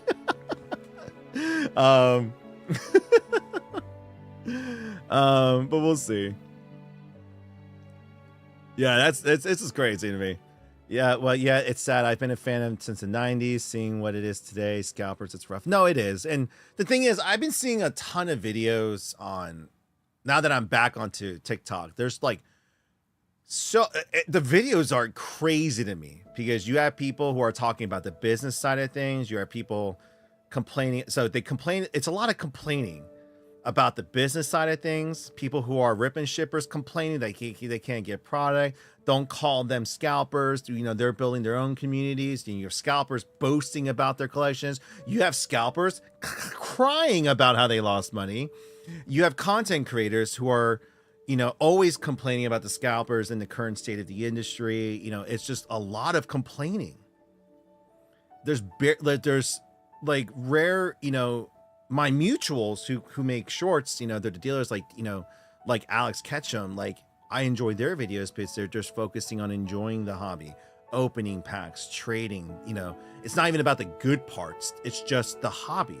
They're trading and collecting and buying. I run the business side. So I'm wheeling and dealing. I'm buying collections. I'm pricing out things. For me, like, I wish there was more. So I haven't had time to shoot it. So I need to shoot the long form version for YouTube, and then I'm going to be shooting the short form version for TikTok and Instagram. But I'm going to start documenting our journey as well too, of building the Pokemon card business on the side.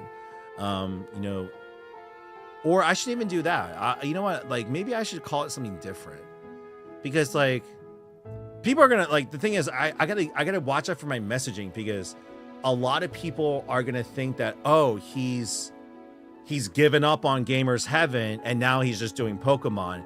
And so I gotta be careful with my messaging and my videos as well too, because like that's not the case at all. It's a matter of like, right now we're in the middle of renovating the business, rebuilding it so we can further expand again, but we're being very careful on how we're utilizing our time and resources right now because of the current state of the market, supply chain, and everything. And one area that's really working is the TCG area, especially Pokemon. So it's like, okay, while it is good, let's build it for once. Like, I've 10 years into the business, I've missed everything. The XY boom, Evolutions boom. And I ignored during the COVID time too, because like we couldn't get product during that time anyway.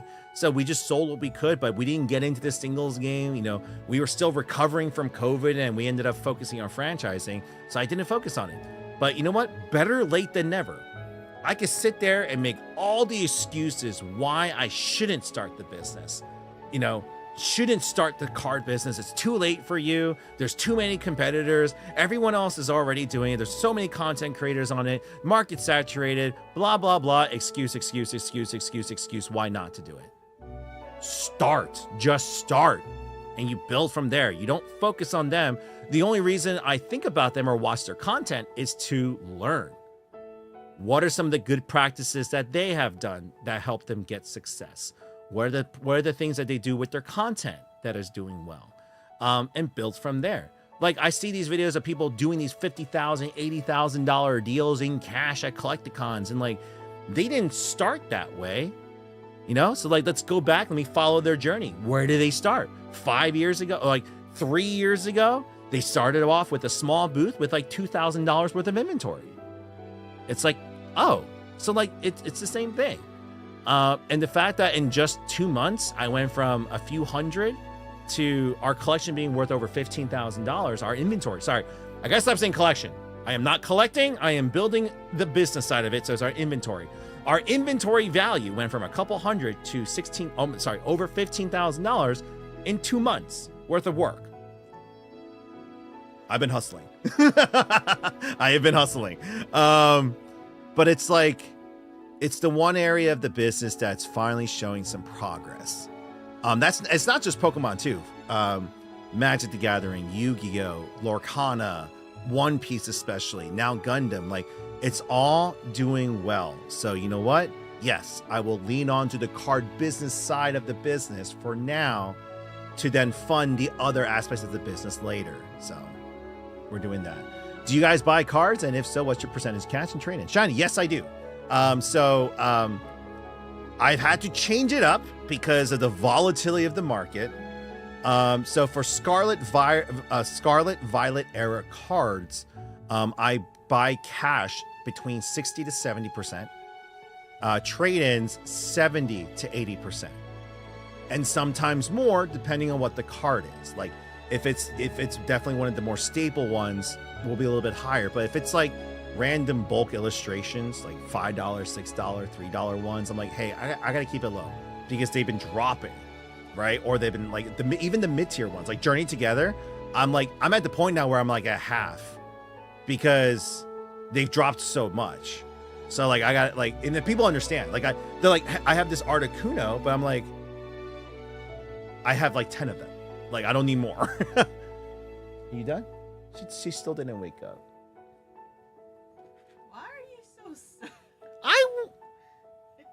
Okay. It's a little bit of showing off. I want to show the internet how cute our daughter is.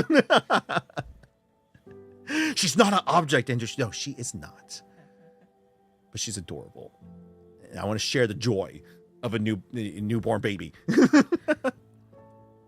Wait, her arms went down. Is she waking up? Wake up. I could hit the talk button and yell, but that'd be very. Don't you I'm not dare. gonna do that. I'm not gonna do that. No. Wake up. Hajiba. By the way, if you guys see my last video that I just posted on TikTok, it's the one with oh, new follower. Let's go. No, if you guys watched the last video that I just posted with my business partner getting me the onesie for her, at the end I put a little like 3-second teaser of what the video I'm going to be posting tomorrow. We're just laying down together, and you know, she kind of waved hi, and so I was like, oh, that's the intrusive What? the intrusive thoughts. They're seeing it in my eye. Like I just want. They're like, it's the electronic version of poking her awake. Wake up. Wake up. Hajiba. Wake. Definitely a girl dad. Yeah, I'm definitely guilty of that. What? What? You are such a daddy's girl ever since Aerith was born. It's true. The thing is, my mom is too.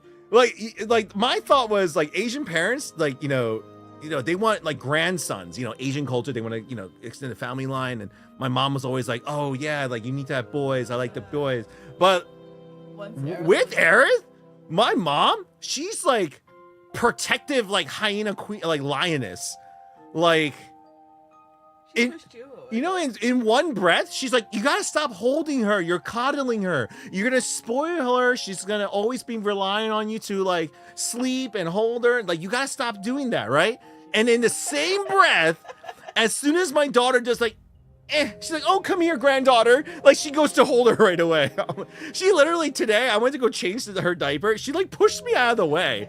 I'm like, okay, grandma, you win. You win, grandmother. You she's yours.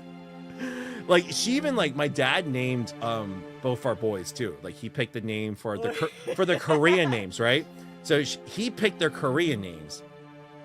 And then my mom towards my dad was like, don't you dare. This is my turn. Back off. She's like, back off. I'm choosing her name. And I'm like, damn. And then the thing is, when I told her, when we finally picked her name in English for Aerith, she's like, that's so weird. It's so hard for her to pronounce, right? I was like, Mom, you're gonna call her Chisu anyway, her Korean name. Like, that's it. I don't care. Like, you're gonna call her that anyway. Like, what's the point? Do you need to schedule actually, yeah. So Shiny, because I'm not at the yeah, I'll give it back to you. So Shiny, if you're one of my store customers, like you're close to the store, or if you're near our area, you just got to schedule time with me, because I work from home. So I'll be more than happy. I've done this several times. I met with people at the shop for trades. I actually will be there tomorrow night. So every Thursday night is Pokemon. So I'll be there Thursday night with our cards. I'm actually trying out a new setup tomorrow, so it's going to be kind of a fun way to figure that out. Yeah, so I'm trying a different way to organize the cards to showcase, because, you know, people buy.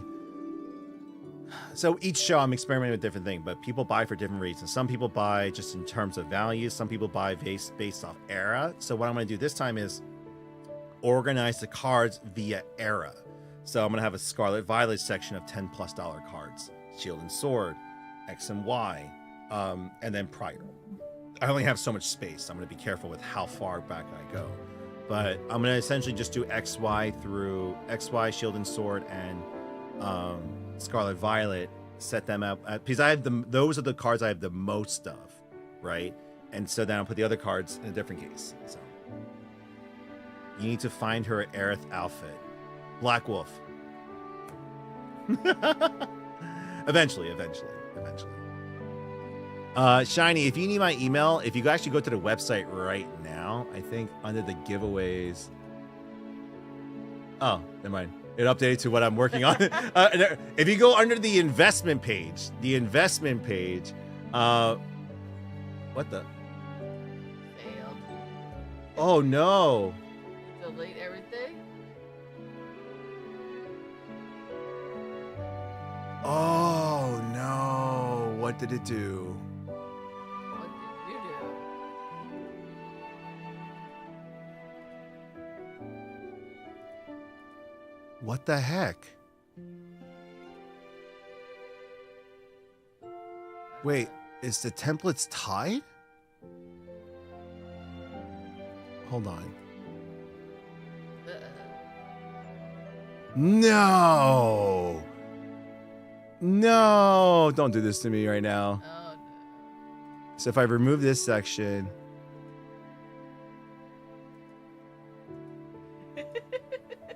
Oh, it's because they're following. This is so dumb. Shopify, I hate you. I hate you so much. It's sold out. What's sold out already? Are we out of the? No, we still have Final Fantasy. We have 2 left in stock. Final Fantasy, we have 2 left, and Gundam, we have 23 left. Oh, let's go. We had 2 orders tonight. Order 3010 and 3011 and 3009. Jacob, Greg, and Tony. Let's go, guys. Appreciate you guys. Let's go. Thank you guys very much for the support. The thing you look at, well, you said no like 10. No, it's not. It's so my thing is this, I'm working on the website right now. And so this is the dumb thing. So there's a default page setting for the pages. So you create the page and then you go into the editor to edit the page. But for some reason, so the 2 pages I made separately are following the same template. So if I edit one, it edits the other, even though they're 2 completely separate pages. Did it do it to the membership? It did it to the membership section. I know, but you still haven't given your email address. Oh my God, my email address. That's right. Shiny, are you still here? Shiny, I'm not sure if Shiny, if you're still here. I can give you my email address. It's fine. Yeah, okay. It's Andrew at gamersheaven.com. Andrew at gamersheaven.com. If you send me an email, I can like message you or text you. And then we can, if you're near the store or if you want to come in tomorrow, you let me know and we can schedule time to check out your stuff. I didn't know you went to card shows. I think you meant, okay. Oh yeah, the CNF are very close to each other. Yeah, you meant card shows, Joseph. Yes, I started doing it. I've done it for the 1 month so far. Oh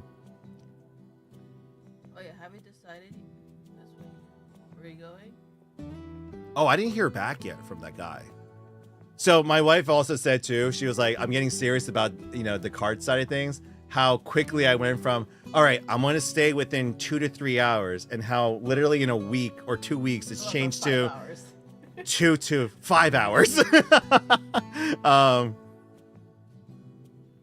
Would you like some cards from the Pokemon Center? I mean, that'd be great. But they're always sold out, so we can't really get anything. But now I gotta figure out the website. What the heck, man? Oh. Twilight with the resub. Let's go. Hopefully, oh, by the way, Twilight, hopefully baby is doing well. Congratulations to Twilight as well, too, for their newborn.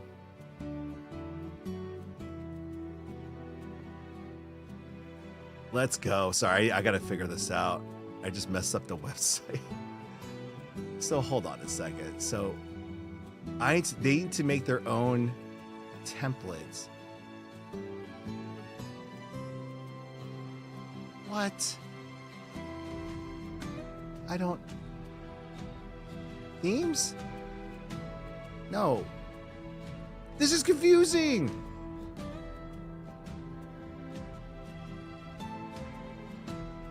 What? Why? Why are you doing this to me, Shopify? I should just go back to Squarespace or Wix. How do I edit the...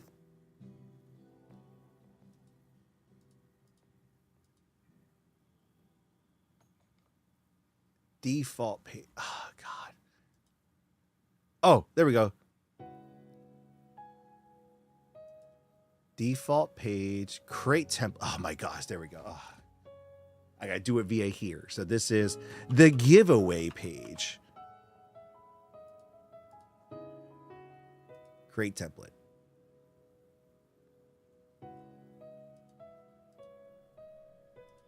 There we go. So this would be the giveaway.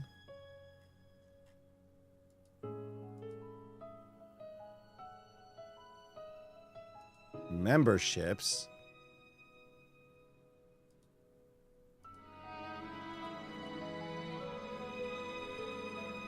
So hold on. If I delete this here,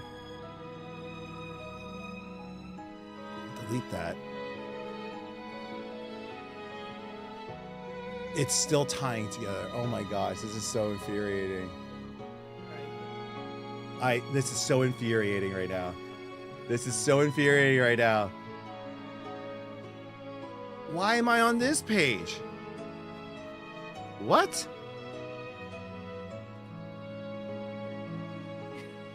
Oh my gosh.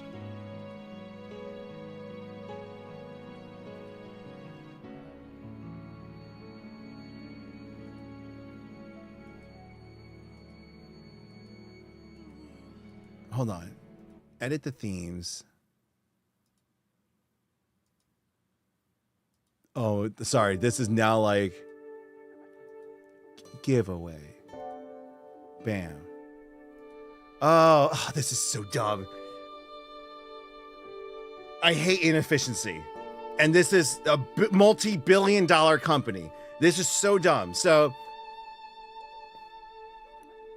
when you create pages on Shopify, you have to base it off a template. If you only have one template, it's going to apply that to every page that you do. Now, obviously, then you have to make different templates, right? And so in my case, so I'm like, all right, well, I went to the pages to assign the template to the pages. So that's where you apply it, but you can't create a new template there. You have to go into the actual site builder, create the template in the site builder, and then go back out to the pages and reassign it there. I can't assign the template on the page editor on the site editor. If that was confusing to you, it was confusing for me to figure out. Oh my gosh.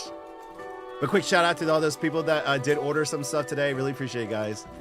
Way too many steps for something, right, Draco?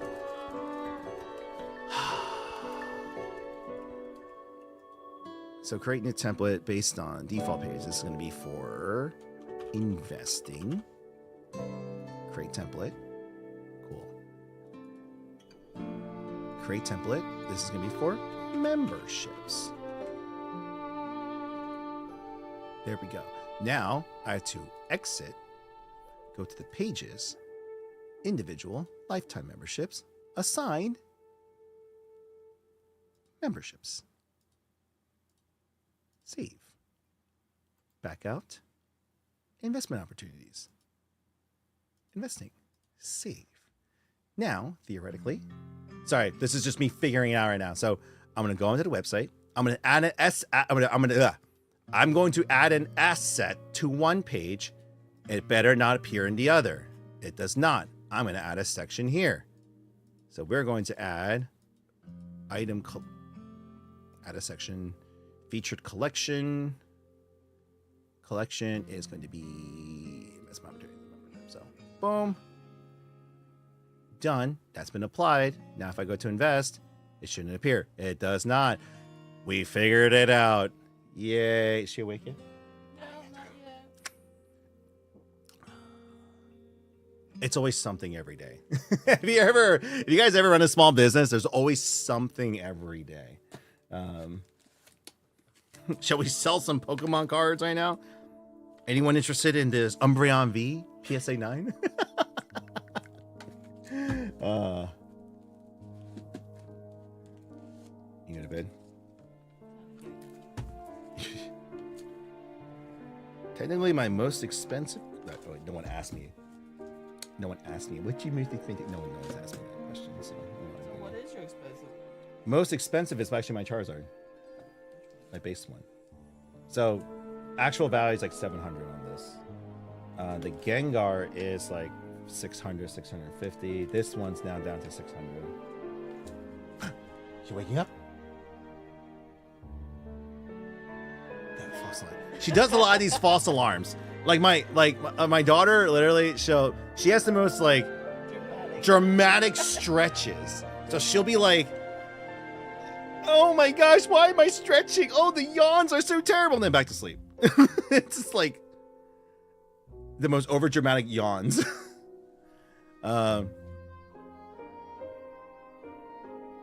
Hey Andrew, for any donation / trade on cards, is it the only high value ones, or are you accepting?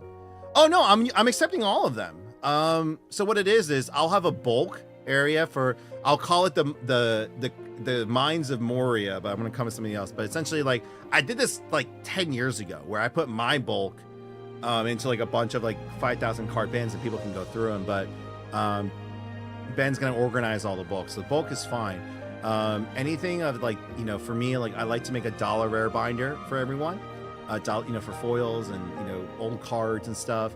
And then anything that's above $5 or so, you know, we'll have a separate top loader binder. And then for the case, that's for anything over $20. So we with showcasing. So any and all.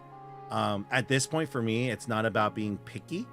So when they say when you're collecting, you should hyper focus. Are you collecting SIRs? Are you collecting Scarlet Violet? Or, you know, for me as a overall vendor business, any and all. We want to diversify our inventory so that we are catering to almost every era. But that means I'm trading, like, you know, I'm going back and forth on trades and stuff too. So, but I appreciate that, man. Thank you. The field web design is really confusing. Made it, but yo, Tronic, Mighty, if you're still here, I thought about it because a month ago they pulled some Shopify pulled some nonsense against me. Even though I submitted all of my resale licenses and everything, they're like, oh, we don't have your record of your resale licenses and everything. So we're going to ask you to take down all of your items on your website. And they forced me to delete everything off my website. So over 2,000 items gone that I manually entered over the last 2 years. And then I went through this stupid, and they were holding our money too. I went through this stupid process of getting the money released and getting approved again. They have everything now. So I was allowed to put everything back on the website.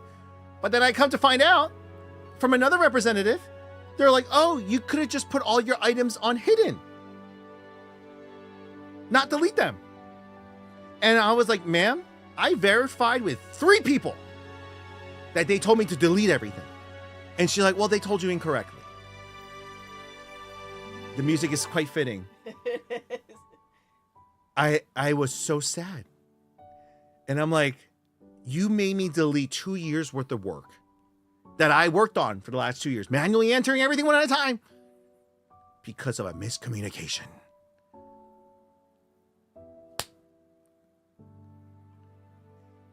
You know, this is a song where in the original game, she dies and he puts her into the lake and she Cloud. And they say, what? God, really? Anonymous?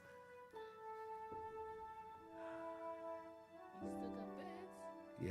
Thank you for the bits. Thank you for the bits. By the way, the drawer of horror is the file cabinet. The top one has all the Pennywise stuff. In the drawer of horror? Yeah, no, I was like, where did all the Pennywise stuff go? And I instinctively put them into one place and just hit them. So you see the metal file cabinet over there? Yeah. You can open it, the top one, it's all there. Yeah, I hate opening that thing. You know what sucks too? My son knows I don't like Pennywise. He also doesn't like clowns, but he's still like, he'll grab the doll, right? And he'll come up to me, he's like, oh, look, it's Pennywise, Dad. I'm like, oh my gosh, seriously, why is he doing that to me?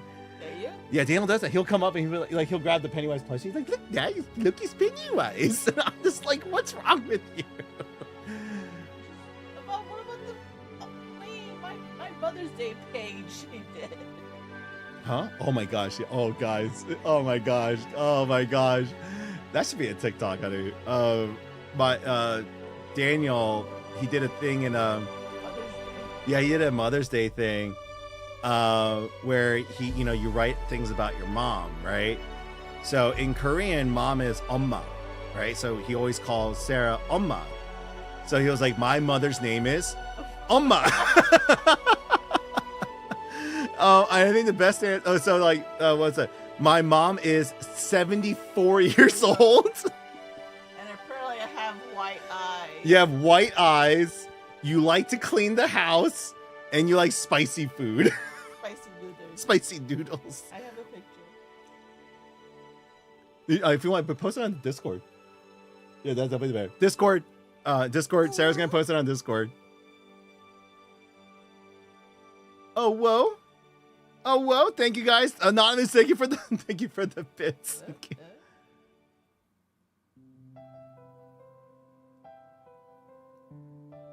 Oh my gosh, thank you guys.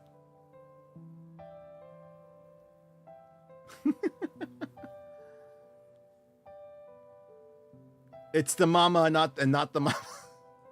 What's going on, Tim?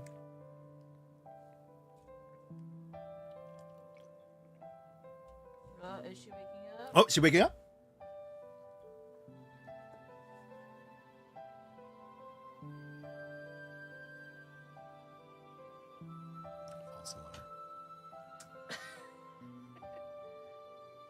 She was moving her hands.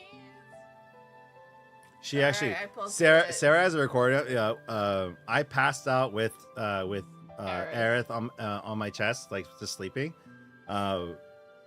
She got a video of us just passed out, and I'm like snoring like really loud. Like I have like my double chin going because like I think my head and my jaw just like dropped, and so like I got like a double chin going, and like I'm snoring really loud. And the thing is, like I'm snoring really loud, but my daughter's passed out. Like she is out. Like I'm like a heating blanket for her apparently, and but she was just out. So we're just. What's that position? She's like this right now. All right. Actually, hola, huh? Yeah, my girl.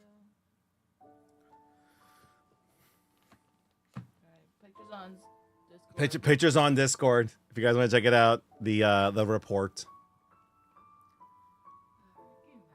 Good night. All right. Well.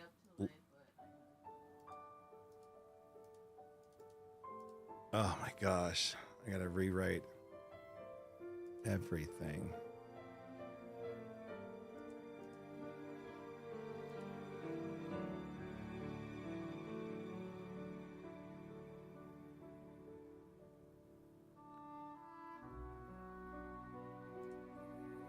All right, bear with me, guys. I gotta rebuild part of the website because it deleted everything. That's exactly what I wanted it to do. Jazz hands?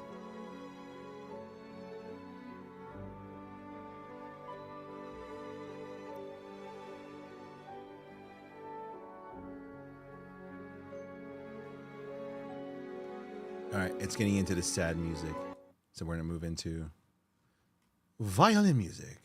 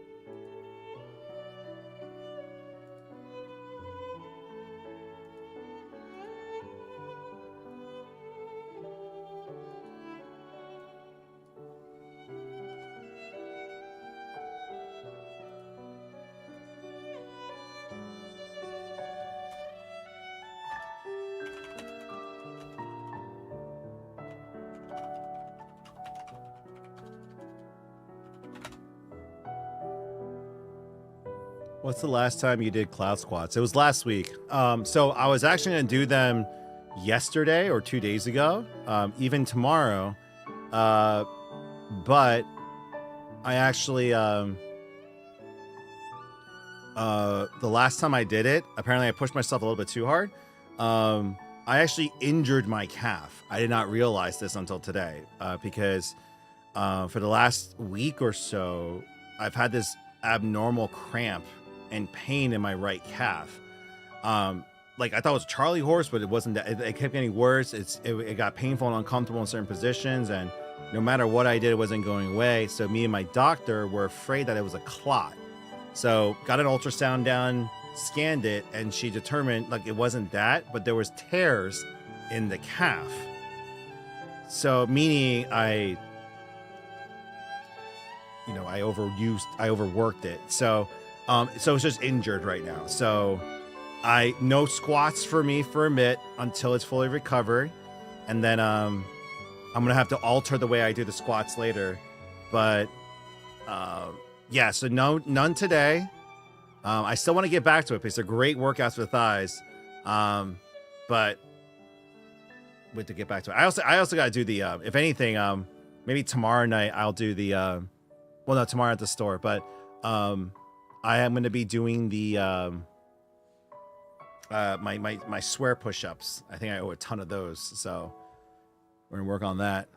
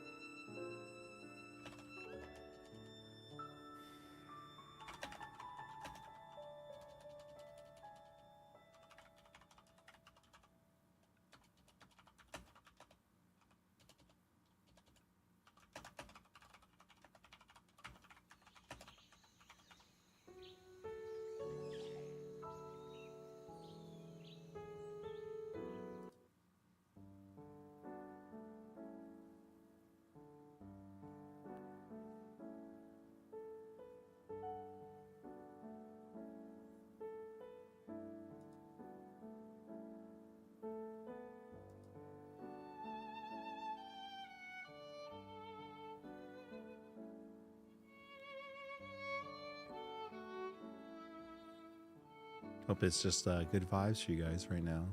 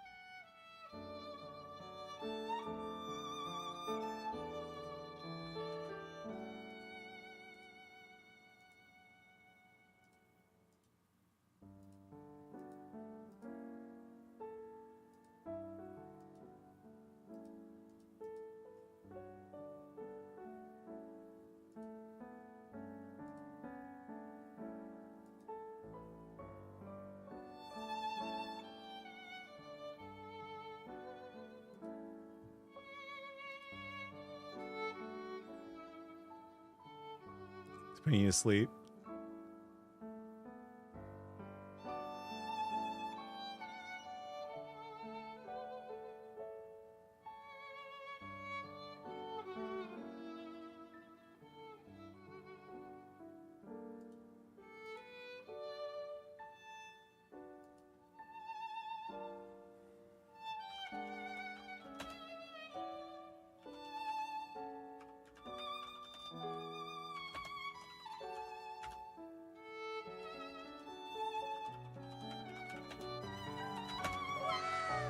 What? Zeke, let's go. Thank you for the bits, man.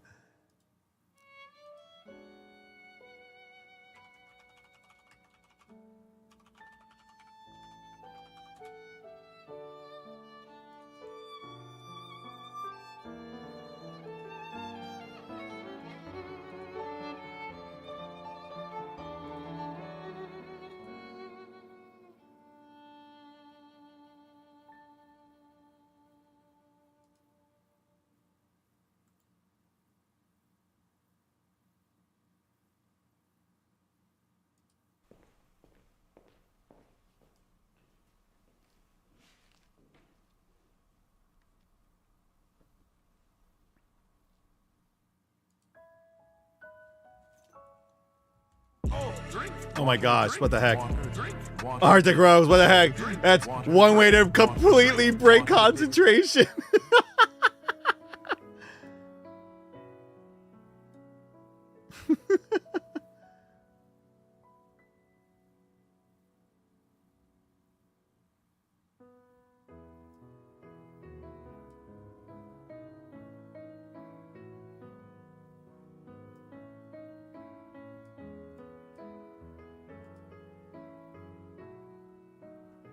Thank you for the redemption, Arctic. Oh, I should drink water though.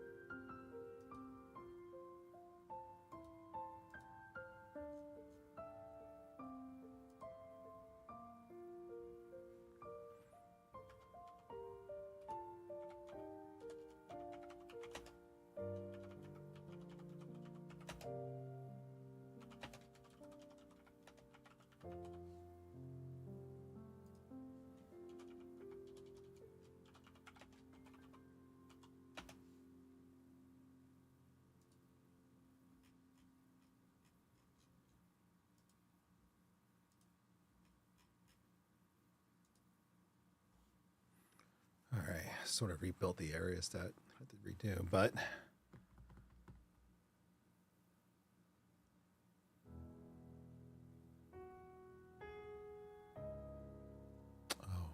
listen to that one right now. Just there we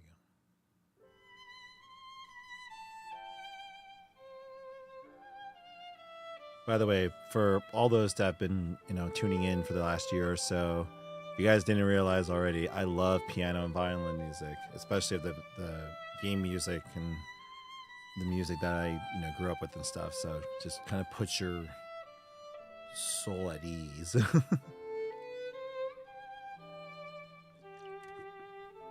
If our stream is putting you to sleep, I do apologize, and I do understand if you need to tune out because of the falling of the sleep issue. But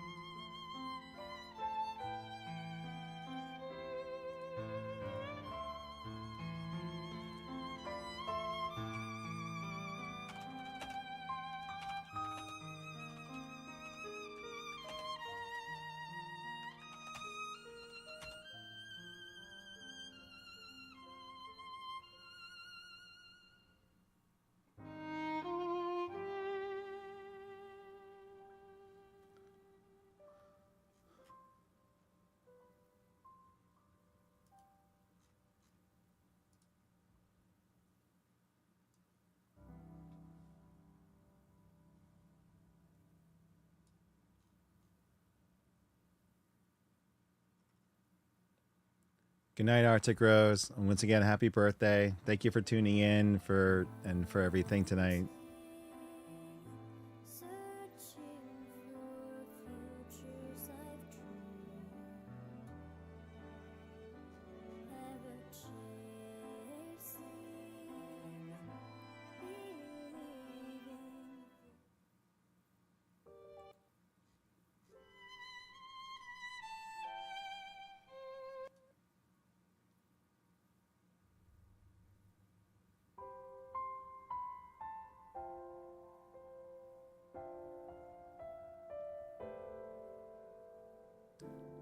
Oh, Black Wolf. Sorry to hear that, man.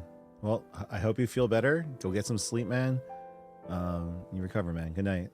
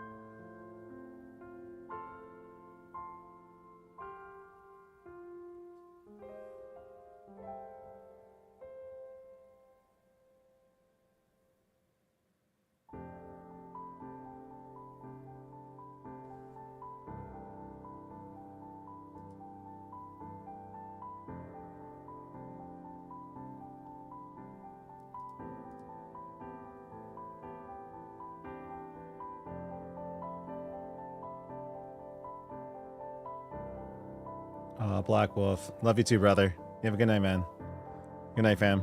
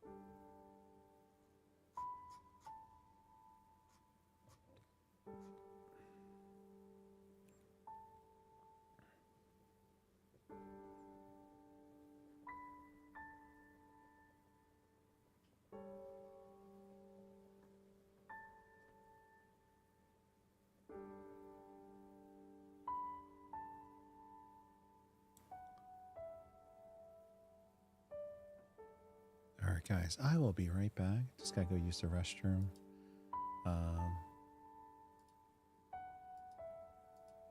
I shall return. That's gotta go upstairs. And maybe Aerith might be awake, so we'll see. So I'll be right back.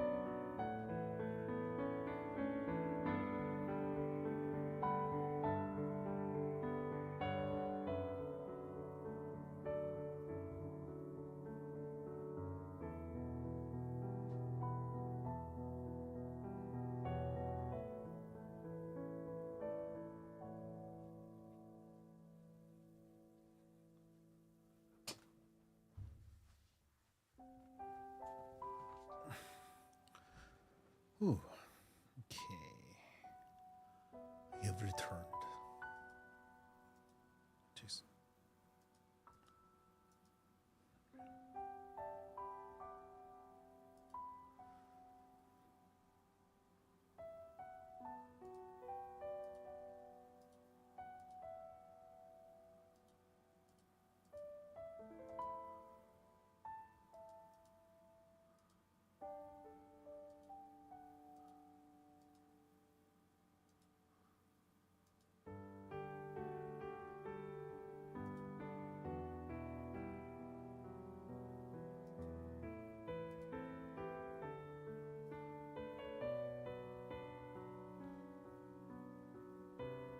Matthew Hopkins, if you're still here, any plans for North Carolina? So yes, actually, so we have 2 remaining franchisees. We have 2 remaining franchisees. One's opening up in San Jose, California, in the Bay Area, and actually in the next month or so here. In the last 2 years, we've been in a bit of a rebuild phase in terms of recovering from the failed franchise process 2 years ago. But also rebuilding the business and reconfiguring it, because the market and the industries are ever evolving and changing, and we need to evolve with it. And thankfully, the North Carolina franchisee decided to stay on board. So their contract is still valid. They're currently saving up more money, figuring things out, as we are too. And they're hoping by 26, we are back and ready to go again. And so if things proceed forward as hoped, they should be opening up in Raleigh, North Carolina, this next year as well too. Hopefully, it's not going to be I can't guarantee 2026, but the rest of this year is going to be dedicated to us just recovering, because we spent the last 2 years getting out of the majority of the debt that we accumulated, and we're finally getting to the point. We're going to be getting to the point where we can finally start reinvesting back into the business and store again, to rebuild that. 4-hour drive. I mean, yeah, Matthew, right? It's better. 4 hours is better than 8 to 10 hours up to Philly, right? So, I'm assuming you're on the other side of the state, right? I always forget that North Carolina is really wide, so it's 4 hours across. So are you in like Asheville? Or like, I forget what towns are there. Like it's not Greenville. It's Asheville. I think that's about the distance. Oh, Boone. Okay. I know around where you're at. That's awesome, man. Well, if you know, I don't know, if things in Raleigh work out, then you know, Charlotte's right there, and you would just keep working on. So, no, I appreciate it, man. Thank you.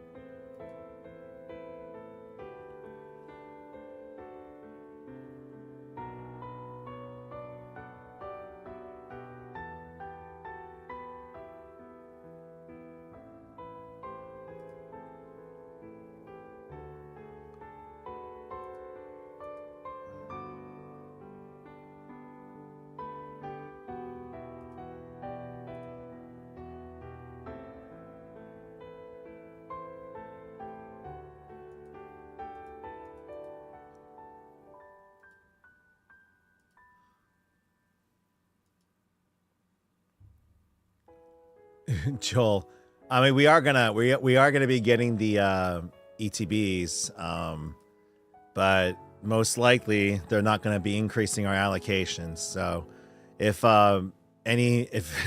if I gauge our allocations from Journey Together, I mean, from Surging through Prismatic through Journey, I don't have any hope for us to get more for Destined Rivals, let alone, Black and White. So, here's to hoping, that, we get a little bit more. We go from like 1 case to 20, like, 1 case to 2 or 3 cases of ETBs, because we got 10 ETBs for Journey Together, and we've been their account for 10 years. Yeah. Well, I mean, that's the Pokemon Center. So this is it. So Pokemon Center, what they do is they'll go ahead and pre-sell the amount that they want to sell, the Pokemon Center editions. The store allocations don't start. Like, I can't order that stuff yet. Like Destined Rivals, I like when they went up on Pokemon Center, we began our allocation requests like a couple weeks after that. Right? And we just got confirmed our Destined Rivals numbers last week. So it's the same thing with Black and White. They just announced it. They put up pre-orders.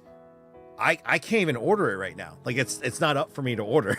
So I don't even know all the product SKUs yet. So and then it won't be until like a month before we'll get our final numbers. So like I can request like 600 ETBs, but they're going to be like, you're going to get 10 or 20, it's just like, I'm at the mercy of what they allocate, but yeah.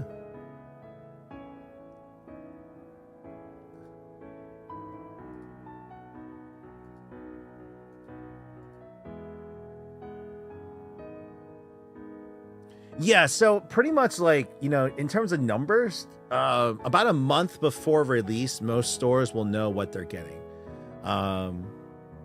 That's kind of like the big thing. FF9 has a beautiful story and soundtrack. I absolutely love it as well too.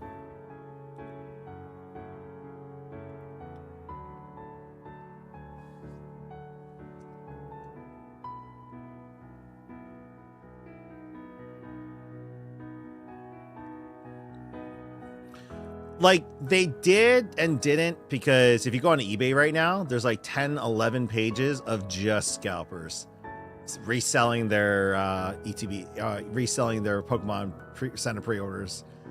Like for like, I think like the most egregious was like $3,000. It's so dumb.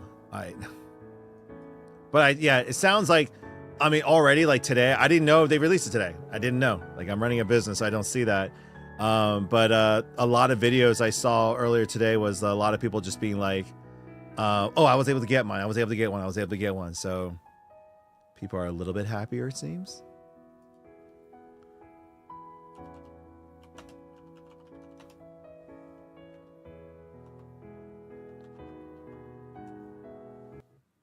Oh, sorry about that, guys.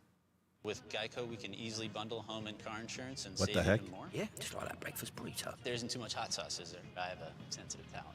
I have premium. Why is it playing ads?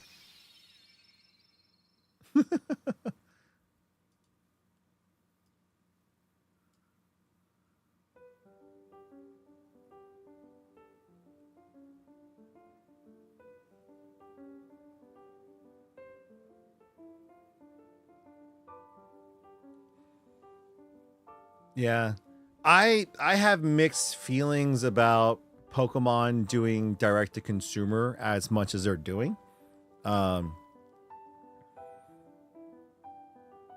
It's not all bad, but it's a troubling sign. In terms of like as a business owner. So keep in mind that it's like, so like, again, it's not me like complaining about what they're doing and stuff. It's just a matter of like, it's just a lot of businesses. You have a lot of manufacturers and businesses that are they're going away from the retail model and going direct to consumer. You know, it's a digital, you know, e-commerce industry now. But you see a lot of retail spaces end up suffering or closing because of that. And so, you know, that's businesses and jobs, or, you know, the middleman is disappearing, right? Card shops in general, I feel, are a little bit different than the normal retailers. And this is like not all card shops, by the way. There are some scummy ones out there, some that are, you know, not run by the best people. There are good ones out there as well too. But for me, for the stores in general, and this is what it was in the past. Like the stores are the ones that are cultivating the players that propel the game, because, you know, it's a playable card game at the end of the day. Yes, right now they're riding the collection wave, but, you know, at the end of the day, the player base is what really determines the card values. Because, you know, if it's not played, a lot of the cards are worthless actually. Look at the EXs, for example, right? The regular EX cards, the playable deck ones are worth like $6 to $10, $13, right? But the ones that aren't played in tournaments, they're worth less than $1 because they're not highly sought after. They're not illustration rares and so forth. But what I'm getting at really is Pokemon Center is selling more and more and more each time, right? They are testing the waters because it's direct to consumer. They make the most money out of it. You know, they're a company. They're going to make money. But they also recognize the need that, you know, retailers and the stores are going to need their products. So they're still going to make those. They're still doing it. It's not like they're stopping. But what happens is the more and more that they sell and fulfill, the less that, especially with a tightening market, recession, people making less money. Or dining out. Both are rewarding. Whoa, with the what happened to American my Express Gold Card. what happened to my YouTube So Premium? are you in or are you out? Wait a second. Did I lose my YouTube Premium? Hold on a second. What?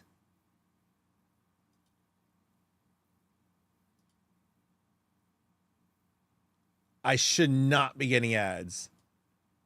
I should not be getting ads right now.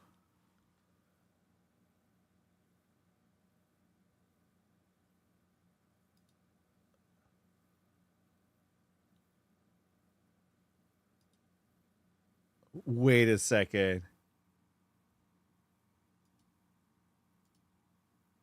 Oh my, you kidding me? It literally just canceled like this minute. That's why I started getting it. There we go. It's back to normal. That's like for me, ads are the worst. I can't. Leave me uninterrupted to watch my stuff. Oh yeah, no, really quick. Yeah, no, in terms of like this, like it's not a factor now. It's like, I'll put it this way: as a business owner, I am constantly having to look down the line. Like, so why is let me just put the music back on.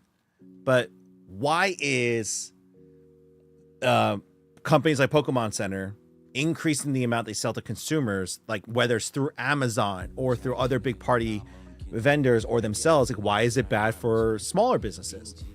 And I just mentioned, especially in a shrinking economy, if they sell more to the player base by themselves directly, then those players who end up getting the product are less inclined to buy them locally, especially if it's being scalped and all this other stuff, or they got their product, they got their fill. And the thing is, like, you can argue, oh, they're going to end up buying more. People who buy sealed want always more sealed. Yes. I'm not saying it's a problem now, but as it continues, them selling to the direct to consumer, they're going to be the cheapest option anytime, all the time, right? Every single time they are going to be the cheaper option, because for us to be the cheaper option, we have to sell it at a loss. And that's not that competitive whatsoever. It's essentially hard to compete with your own supplier, and they can keep pricing out the chat. Hold the presses.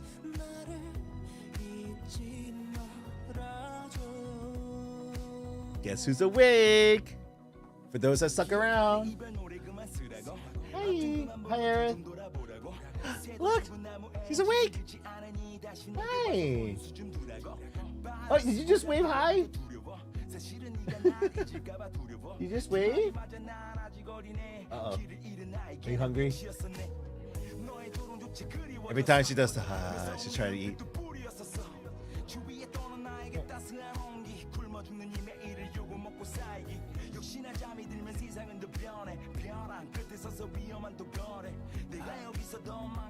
Say hi to everyone.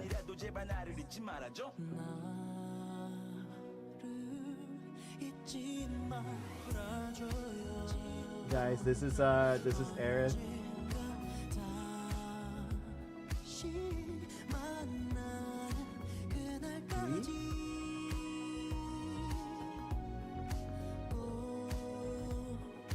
Saying hi to everyone. You see off the screen?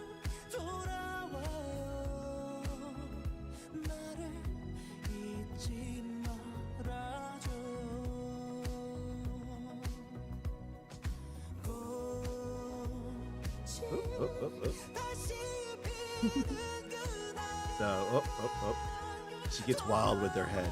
She's like, ah. Hey, what are you doing? Oh, yeah.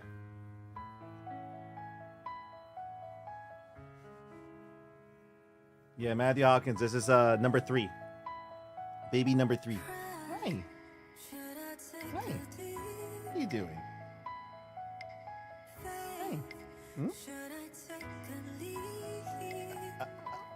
Oh.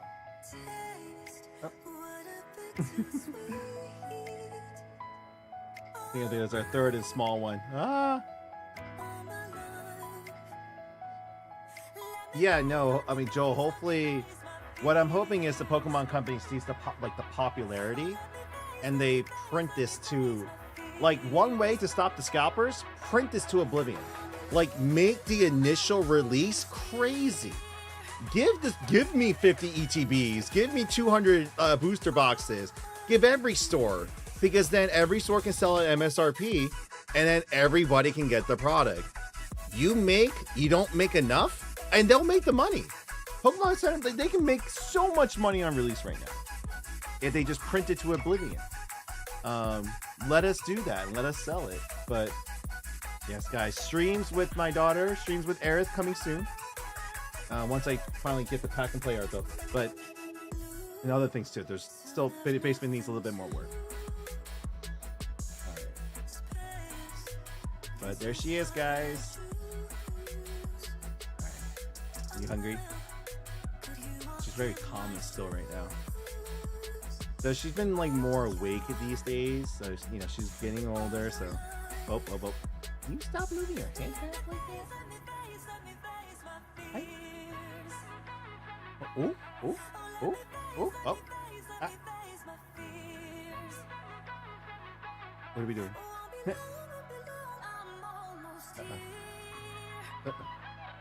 Oh, okay. She's doing the I'm hungry. Unfortunately, I do not have those assets. All right, baby girl, go. Oma. Yeah.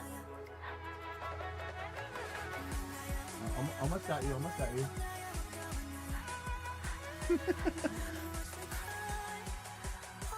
All right, I'll be up soon. Well, I gotta go finish pricing the collection, so.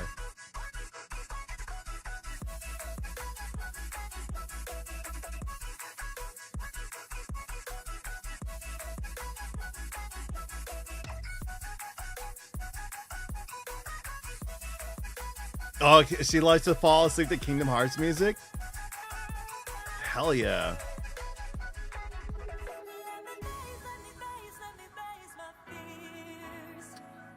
Ugh, this website's being difficult right now. I swear, Shopify, you can make so much, you can do so much better than this. This is just...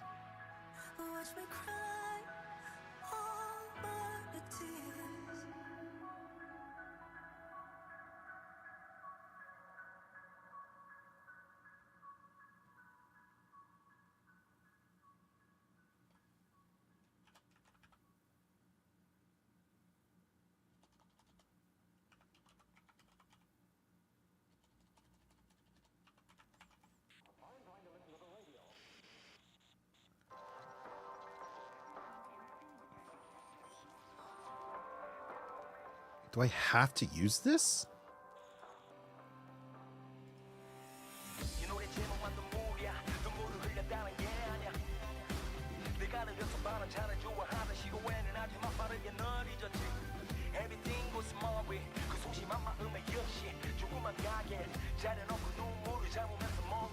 Oh my gosh, I gotta definitely figure this out later.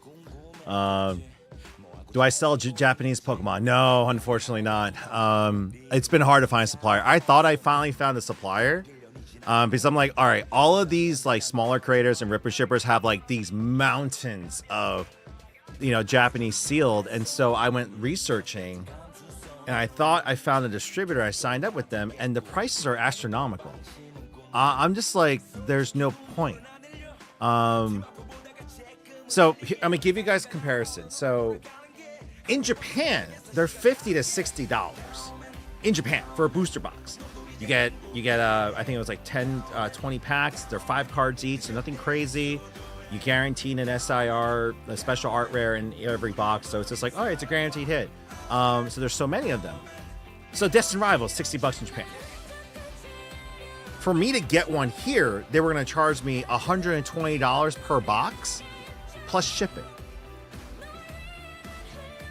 And the sets that weren't as popular, they're selling for $70, $80. So like in order for you to make the margins, you have to sell it at, $140, $150. But then at that price, I can go get the English edition, of which the booster boxes should cost around $179.99. So $180. So for like $40 more, I can get 36 packs with 15 cards a piece, and it's just a in a higher amount. But the hits are less. Yes, I understand. But the English card, oh shoot. At the end of the day, I don't even care about the stains anymore. She just like.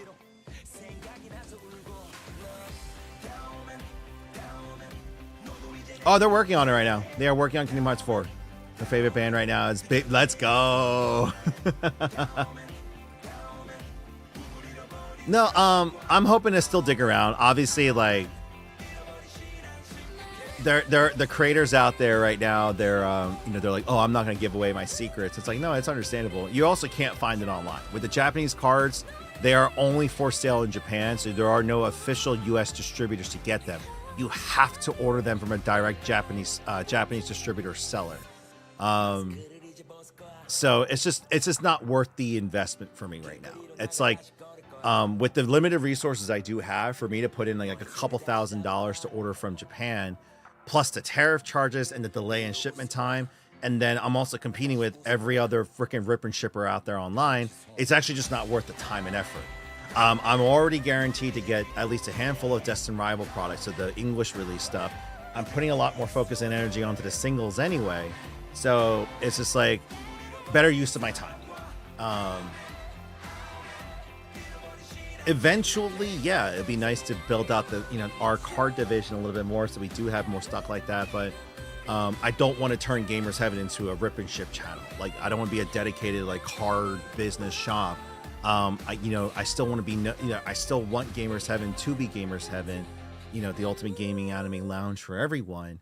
But that has a strong card section. There's a difference, not a dedicated card shop, but that has a strong competing card aspect of the business. So, if you're like, that's contradictory, like, you don't understand that.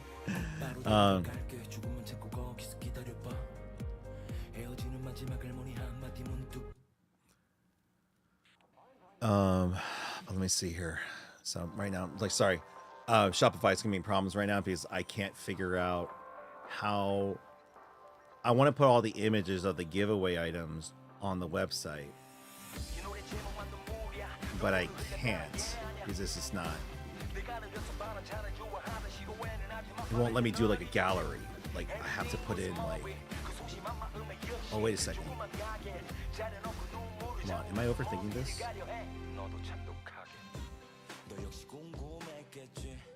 Hold on. Actually, I might have. Is there an image gallery template?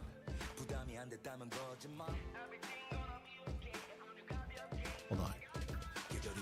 Create new template. No. Pages. Create template.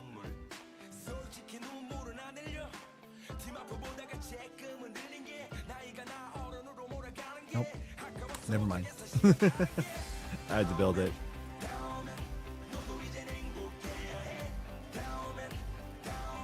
But don't get me wrong, I do have Japanese cards though.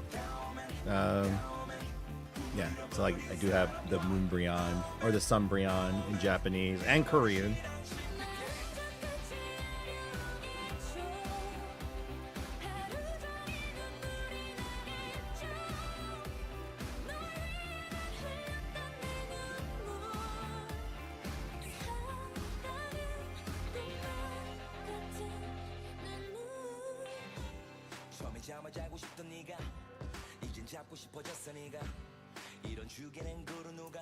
All right, let me do this, guys. I am.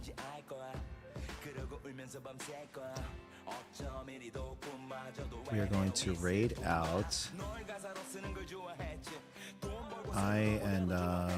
It's more like due to the time. There's something I got to finish up, report wise and stuff. I can still chill in here and everything, but so that my wife can go to bed. Like, she's going to. Can I still? Oh yeah, you can still pre-order tomorrow. Yeah, the website's still gonna be up. I'm not taking down the site. There's just certain pages that, like right now, it's more of like I can continue to be frustrated and work through the website right now. But I'm like, you know what? Let me step away, come back to it tomorrow with a bit of a refreshed mind. I do need to get some sleep tonight because I've been averaging only 2 hours of sleep the last few days. So like I'm actually crashing really hard right now. But I also need to finish. I gotta price out the rest of this collection because I do need to finish. Like it's already Thursday and Friday night. I don't have any more time to work on the car, so I gotta get it done tomorrow. So I'm gonna go to bed, or go upstairs, finish up, and then go to bed. But I will be back on tomorrow night a little bit later. I have to go to the store to do. I'm gonna be setting up the new setup. Get people, work on some trades and everything, and then we're back. So I'm gonna initiate the raid out from Twitch, but I'm also gonna get you guys input to the giveaway.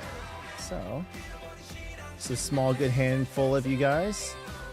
Add you to the giveaway. You have a good night, man. All right, that's all set. 46,000 entries. You all have a wonderful night. I love you guys. Take care.